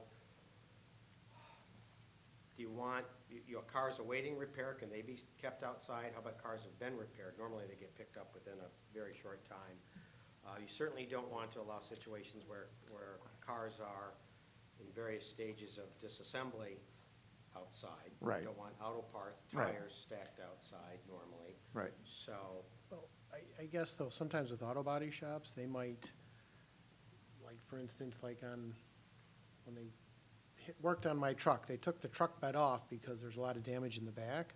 And they parked the truck outside without the bed on my truck. The bed, yeah. So they could work on the bed inside, you know, because that was the part that was damaged. And Okay. the truck sat outside for, I don't know, a week or something while they did it. But, I mean, so in an auto body instance, they might have instances where, you know, or if where they take parts off the car, pull that car out while it's in paint prep, sure. whatever, Or- excuse me, like a bumper, and then pull the car back in and, you know, put the bumper back on. But the car itself, if it's inside, taking up space, they may not be able to work on taking another bumper off or something. Right. I Or don't the- know. it's- Or maybe it's an enclosed Yeah, area. another scenario would be the car brought in for damage and insurance says it's totaled.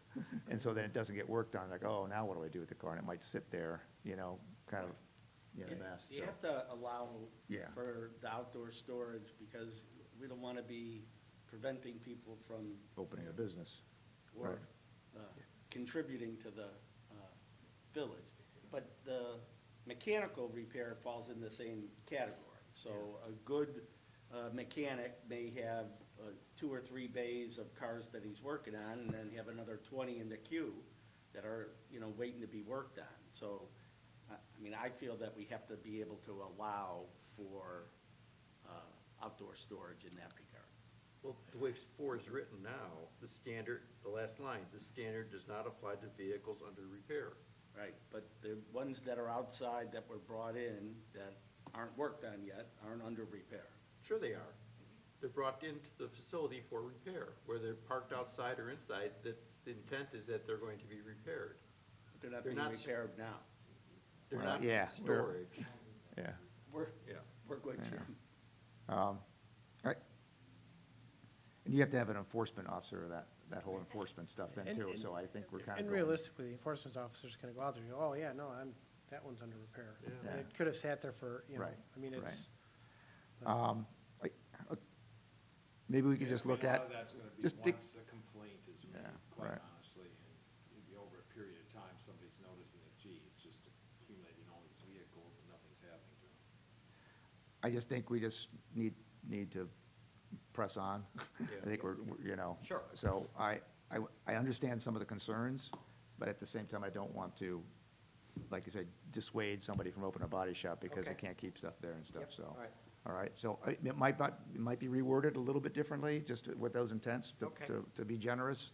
But I think the intent, maybe it's written with the intent, is not to have junk cars, storage, you know, but that are not being worked on, or, that's the intent, so. All right. Next, wireless telecommunications. I don't see everything on that page, and then the next page, we've got setbacks. I think one of the comments I had on this is that I think just any question that comes before any plan commission or anything else is going to, one of the first questions I think they're going to ask is, well, is that going to fall on my property or the next person's property and stuff? So I think it's a valid point that people will be concerned. I understand where you're coming from, but I think that's going to be the first question that people are going to ask. So I think we should leave that in, that's very clear that it's not going to be hitting somebody's neighbor's fence or their property or their house or something. So I'd leave it in, that'd be my, But wasn't setbacks fully addressed in the other section? Right, and under accessory buildings, we went back through this in Okay. January, and we decided that was not, I don't remember whether it was not appropriate for that section, or we're gonna address it someplace else, but this is the same thing. We're coming up against the same thing. It's the same thing for wind turbines later on here, and, you know, it's like we addressed it under accessory buildings, and now we're addressing it all over again with the same Right. under language. wireless telecommunications. Yeah. I think, doesn't need to be in two places, Jim, Right. right? But I guess that would release any ambiguity. I don't think it hurts to leave it in. That'd be my comment. It just makes it clear. But, you know, if you want to remove it or refer to, Well, if it's the same terminology in another section, it doesn't make sense to duplicate. I would agree. So, Jim, could you see, maybe just do a word search? Yeah, I think the See, other do a thing word was in search? accessory uses, this is the principal use. Principal Yeah, use. right. Yeah, That's why Yeah. it's Yeah. okay, so, That would make sense, yeah. okay.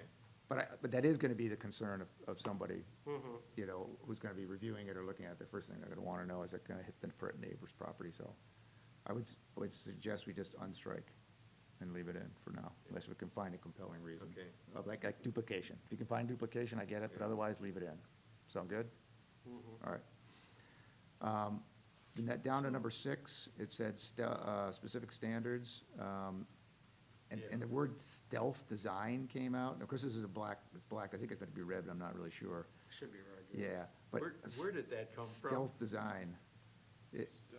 Is that meant to be like, I've seen like in California, No, it's- like a No, pine tree and that's you meant to know, be an antenna? Is that- They'll put wireless antennas inside old silos, or they'll raise up, like downtown St. Charles on top of the Arcata, they raised up the elevator shaft roof like 8 feet and put a cell tower in there. I mean, But it's enclosed in that. it's somewhat enclosed, but yeah, it looks like it's not just necessarily like a fake cactus or something, you know, or but it's like they actually have, they look at trying to stick them in buildings or hide them, so it is somewhat of Okay. a technology or Okay. terminology, I guess. Good to know. The other part of this, though, is that with the 5G services, you know, the intent was to put antenna clusters on every light post. Yeah. And is that what this is supposed to be addressing? I mean, 30 feet is, you know, not too high for those 5G services. Yeah, I don't know, Yeah, I it's don't know just- where it's just this what- stuff came yeah. from, because I'm not certain what this was intended to address. you know, I think that may have been, I know probably 7, 8 years ago, everybody started going out and putting packs up on power poles. Yeah. And so some of the communities were trying to get ahead of that, and so that might be from that, where they're just trying to limit those wireless companies from coming in and just slapping them all over the place. Like Okay. on a ComEd pole or something. So that's probably where that 30 feet may have come from. That was the case. Okay.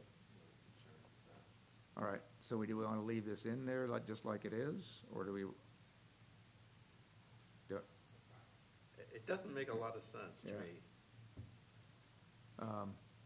Is the idea of at least 30 feet above grade, is that trying to keep it off of? Is that trying to keep it I off of? think it's trying to limit which power poles they can use. Okay. Because otherwise, you know, the telecommunications companies could strike a deal with ComEd and put one on every power pole in everybody's backyard if they so choose. Or every stoplight. Or every stoplight or Yeah. things like that, you know, where when you have the height Mhm. the height restriction, certain power poles are, you know, it's Okay. just gonna get it up there and limit them. So, Okay. One comment I just want to quick make, Sure. going back to the wireless communication facility with the tower height, no less than setback distance to the nearest point of the outside edge of the tower. Basically, you're saying like if it falls, it has to stay on the property? Is that what you were kind of That's alluding kind of what I to? was. Because yeah. if that's the case, then we shouldn't limit them, because cell towers, a lot of times, they get a small parcel and they put a big tower up. Yeah. And then that will never happen. And so, I mean, if we're, Okay, you know, going to, and it's fine, you know, if we want to not allow that, you know, then it would force them to maybe go and put it on a water tower or somehow get to somebody else's tower. But I think having some language like that would probably eliminate cell tower from being put in the community, and maybe that's what we want. so, Until you can't get service, and then. everybody- Yeah, I No, know. and I just throw that out there, I though, know. because I know. usually, you know, the cell companies, they'll buy a small plot of land and they'll buy a strip, you know, just to get back or get an easement from the farmer, and they'll buy their square and they build their house and they put their tower up, and Yeah. if we have language in here, and I'm not saying that we shouldn't, but if we have language in there that the tower can't fall and hit the property, we've just killed all cell towers. Yeah, because that's the way it's written. Well, I mean, if you unstrike it, that's the way it's written. Correct, Right. yeah, that's all I'm Yeah, saying. no, You know, I mean, But like you say, unless you find a different alternative to put it on a water tower or something, so. yeah. I mean, but I guess the question is, do you want a quarter acre with 2 cell towers on it? And then, I mean, Right. that, I just throw that out there. Yeah, It was just a no, thought I had. Well, there certainly are regulations at the federal level that control to what extent local zoning can do anything about cell towers. So there's that issue too, but, so I don't know. all right, so what's the consensus? You want to leave it in or strike it? I would say strike the fall zone thing. The setbacks, out of- number out of- 3? Out of here, out of communication systems, because, again, I think you mentioned this before, Jim, that there's, federal regulations, architectural guidelines, construction standards. The stuff's been proven out. It's not like it's someone putting up a wind turbine in their backyard on a, telephone tower or something, an experimental system. Yeah, So, I think the risks involved are very small, very, very small. Okay, So All I right. take that out. all right, so From- what's, is the From the wireless communications section now. Others need to be looked right, at. well, wind turbine. So on 3, no, item 3, right? So that would be Q3, which is the setbacks, and it's all blocked out. You want to strike it, right? And just strike it as presented. Is that the Yes. consensus of the group? I'm seeing nodding heads and yes, okay, all right. Yes. Okay. You got it? All right, back down to stealth design. Looks like you, past that, on antennas, you struck out penthouses. I guess we don't have any penthouses here. There's another Chicago, Yeah, Chicago thing. right, right. We're allowing mixed use. We might have a penthouse. I know. Just kidding. All right, I'm trying to get through this section if I can before time runs out, so. On 6B,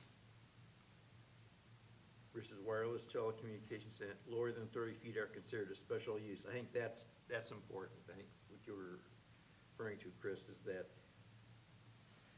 above 30 feet, they can scatter them, but if it's below 30 feet, it becomes, an obvious, Wouldn't it be prohibited? Is that what you want? be a special use, because they're gonna have to make a case for it. Can't you, can you prohibit it, less than 30 feet? You may not be able to by FCC. No. If they have a case that shows that they need an antenna at this location to service this building or this cluster of buildings, But if we want them higher than 30 feet, Yeah. it's kind of like, it must be mounted at least 30 feet, and then we're saying, well, if you want less than 30, get a special use. yeah, I say get a variance. same, So I just leave it struck. I'd strike it and just leave it struck. All right, okay. We got rid of the penthouse, and the top of the next page, it's, with the installation of the antenna must be secondary to the principal use of the structure, must be functional. Okay, antennas must be located on existing structures already permitted within zoning districts. So you said antennas must be located on or in existing structures, so you can't put a new tower up? That's the way it's kind of written, That's the right? way I read it, yeah. Yeah, so it's, so, I have a minor concern Yeah. about the stealth part, because I keep on reading it over and over, Yeah. and where is it defined? Chris, did you have a definition of what stealth is supposed to mean in that circumstance? was there any, there's nothing in the definitions, right? I mean, don't does it think so. just Let me mean take a look here at a vertical in a different certain section. aspect ratio? No, typically, like I said, I don't know that I've seen stealth defined clearly, but it's usually, it's like I've seen it referred to as like a stealth type of antenna or stealth concealment where maybe some of them might look like a cactus, but, It's not they, defined. right, it's not necessarily defined per se, but it's You know just, it when you see it. yeah. And if it's a really good stealth, you won't see it, Yeah, that's right. Well, there you go. But, yeah, I It mean. must be stealth, I Or can't you see will it. see it, but you don't know it's that. Yeah, I know. Right. an Why is that industrial cactus water growing tank. here? Yeah. Historic industrial water tag design. And anyway, move on. Yeah. I'd like to just extend, Well, right here, it says to qualify as a stealth design, wireless telecommunication antenna must be enclosed, camouflage, screened, obscured, or otherwise not readily apparent to a casual observer. Yeah, that doesn't define stealth, though. That Well, it's just to defines that it qualify as a meets- stealth that design. it meets, qualify, yeah, must do some of those things. yeah. I think that's sufficient. But you could look it up, but if you need to add it to a design thing, but that's pretty clear to me. I would keep the striking of the less than 30 feet, so, let's see, I'd like to extend to probably 15, I'd like to try to get through this. There's not a lot left in this section 5, so I'd like to see if we can wrap it up in 15 minutes. I'm not gonna rush you, but I'd like to see if we can't just finish this up, all right? All right, so we are at the top, let's see, we were in 5, now, so we're at 5D, I guess the question was that subsection C, 6C, so antennas must be located on or in existing structures already permitted within the zoning districts. So it sounds to me like you can't build a new tower here, so I don't know if that's legal or not, but It is. so, okay, and then we leave it in there, all right? Let's see, the antennas that co-locate, let's see, I'm looking down, next page, D and E. No antenna may increase the overall height of any structure to which is mounted by more, so I think it's like Chris's example, when they added 8 feet or whatever to the building, so they said you can't add a 50-foot structure to accommodate a tower. So I think that was the intent of that. And it might not be a bad idea, you know? Might not be a bad idea. That happened with this tower out here when they extended the service 15 years ago. They had to go through a special hearing to add an extra Right. Okay. height. yeah. Okay, So so let's leave that in. That works. All right, Yeah. leave it in, all Leave right. it in, that's E, echo. Yeah. All right. Yeah. On to 7. We got striking of specific standards. Any buildings, cabinets, shelters may house only equipment and supplies for any tower, any equipment used direct support. Must not, okay, commercial advertising is prohibited, staff can, this sign prohibit, oh yeah, the sign signage, yeah, sign goes in the sign article, that's fine.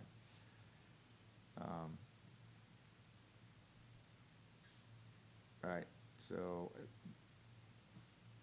7, you want to strike 7, I guess you're talking about, all right, 8. Specific standards for wireless telecommunications towers. Okay. I have no problem, any comments there? Let's see what I have. Oh, you had some comment about the FAA must be galvanized silver or gray. I get it, what they're trying to say there, this is on C, item C. Yeah, I think that we're saying that as a village, we want galvanized silver or gray. If the FAA decides it's within so many feet of an airport or whatever, you know, then they will come in and say it's gotta be orange and white and blah, blah, blah. Okay. So that's fine. I think that's showing the intent is that the village wants galvanized silver or We gray. want Galvin, okay. Yeah, so I would, let's leave that as is, all right?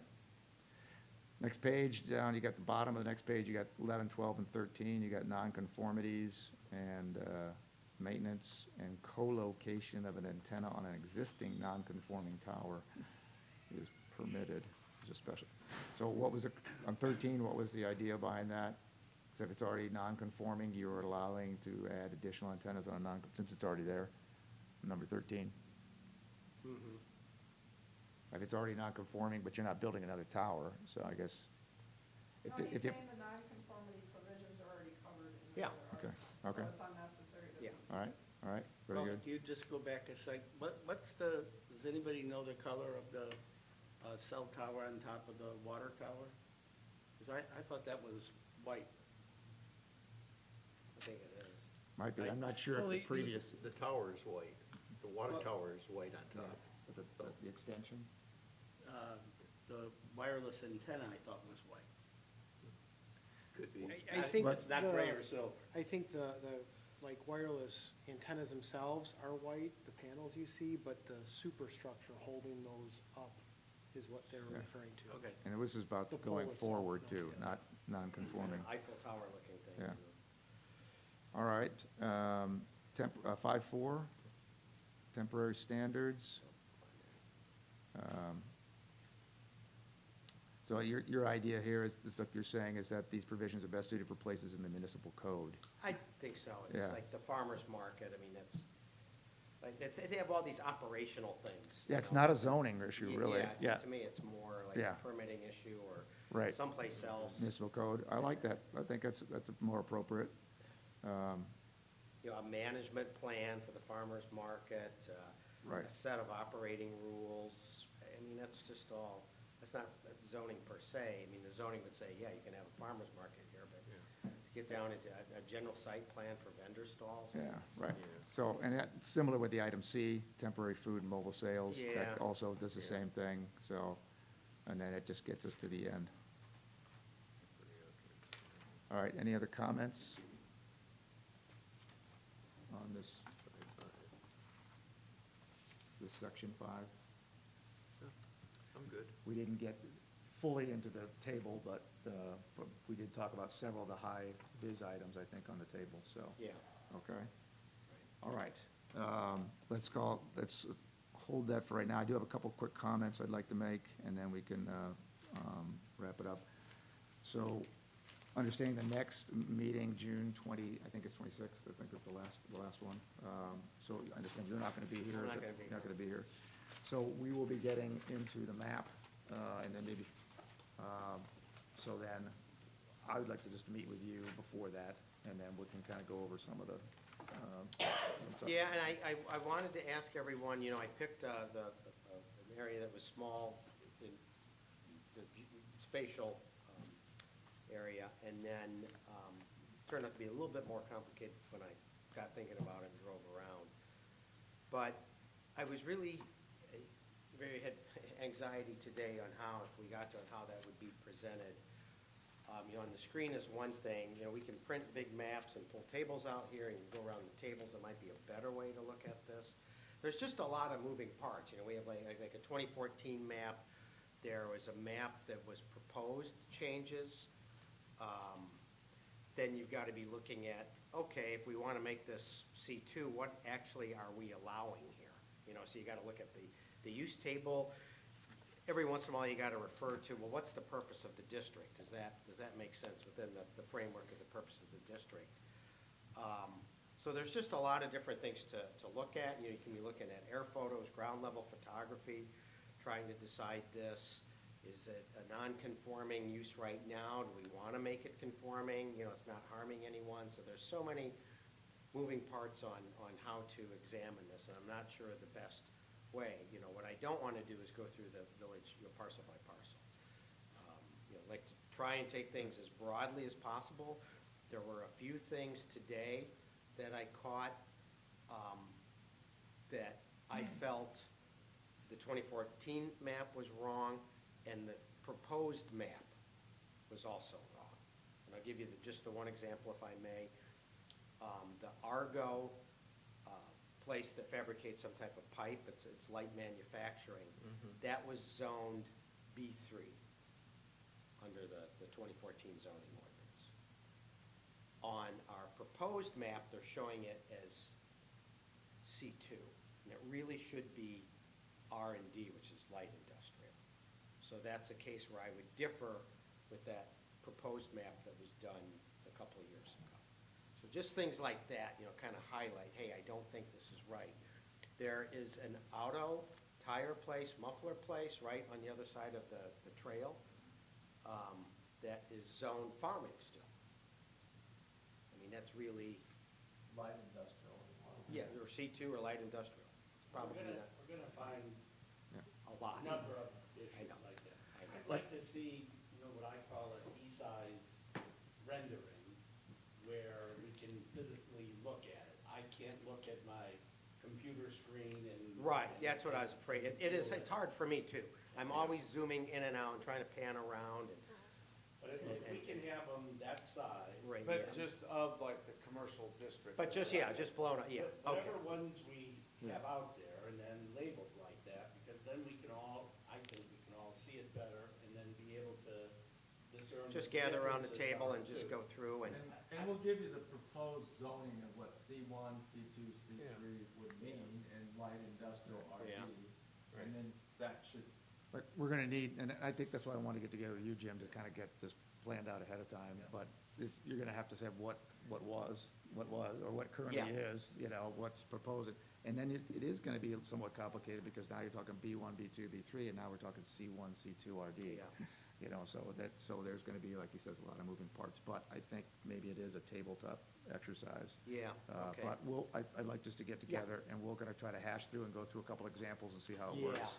but the And good news, Joe and Ralph, there's only 70 commercial 70 commercials, yeah. And we'll do one a day. One a day. Along those same lines. Yes. Jim, if you're not gonna be there, is that something that we wanna look, and I don't know if Yeah. you're out the week or just that night or what, but is that something we wanna try to shift because the day, or I don't, it's just a Well, thought. honestly, I mean, we, just kind of flipping through what we didn't touch upon today that he's already given us, I almost feel like there's enough material here for him to be gone on, and then we tackle the map when you're back. We can take notes. Yeah. Yeah, I mean, And get it back I'd like to time. prepare, and I'll get with Rolf, I'd like to, I have it in my mind, you know. We have to come up at least with a plan, and of Yeah. the best way to approach Yeah, this. and I'll provide more of a packet that kind of outlines, Okay. you know, step by step, you know, what I want you to look at specifically, and I think just go through it, and I'll weigh, if I feel I need to weigh in, you know, throw my 2 cents in worth, I will, in the packet, instead of, you know, waiting here. So But I- I do think I need to have something prepared for the zoning Right. map. I do, I want us to get. Because, I mean, we only got to, out of an 81-page packet, we only got, Yeah, Page but 2 of most of 2. it's, 29 pages are definitions. yeah, I So, understand there's a that, lot but of- still kind of There's really going past the Article definition, 10, that's what- Article 10 was landscaping, which is not that much to it. So Article 10 is landscaping, and then there's another, just a broken down section of pages for the table again, which is just the business section. And then, of course, they had the maps in there, and then the stuff from the judge, or the DOJ.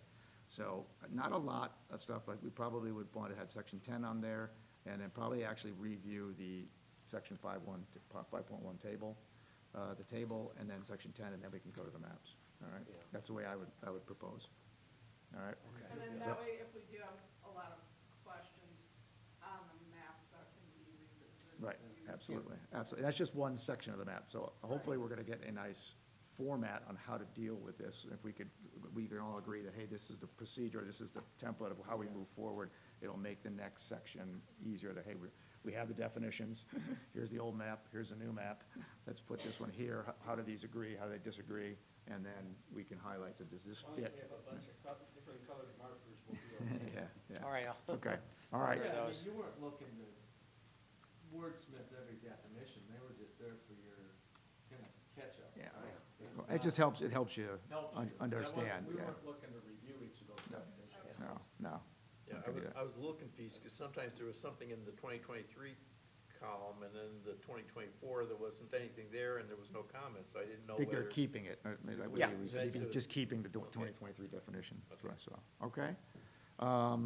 So, a month from now, so if you would, maybe, you know, I would like this a little bit of homework, we have a month, but if everybody could look at that 5.1 table and spend some time looking at that 5.1 table and figuring out what, you know, either what questions I have, or things that should be either added or deleted, all right? So- And you can send an email to Jim or I, and then we can respond Okay. before the 26th, so we can get some of it handled even before Jim's done.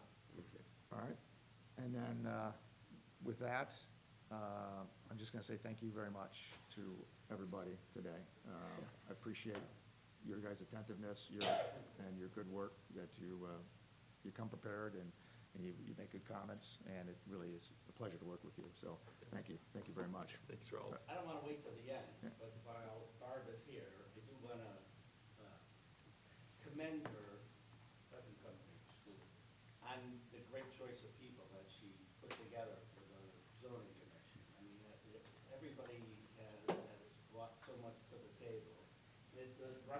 year to be able to work with people and go through different ups and downs, and, her comment about working hard, I think everybody's really worked hard. Very much appreciated. And its staff as well. I know staff's working hard as well, so we would appreciate it. Okay? With that, unless there's any last comments, I'm going to ask for a motion to adjourn. So moved. I have a motion- Second. All in favor, say aye. All opposed? All And the right. motion carries. See you next month. Sure. 8:40.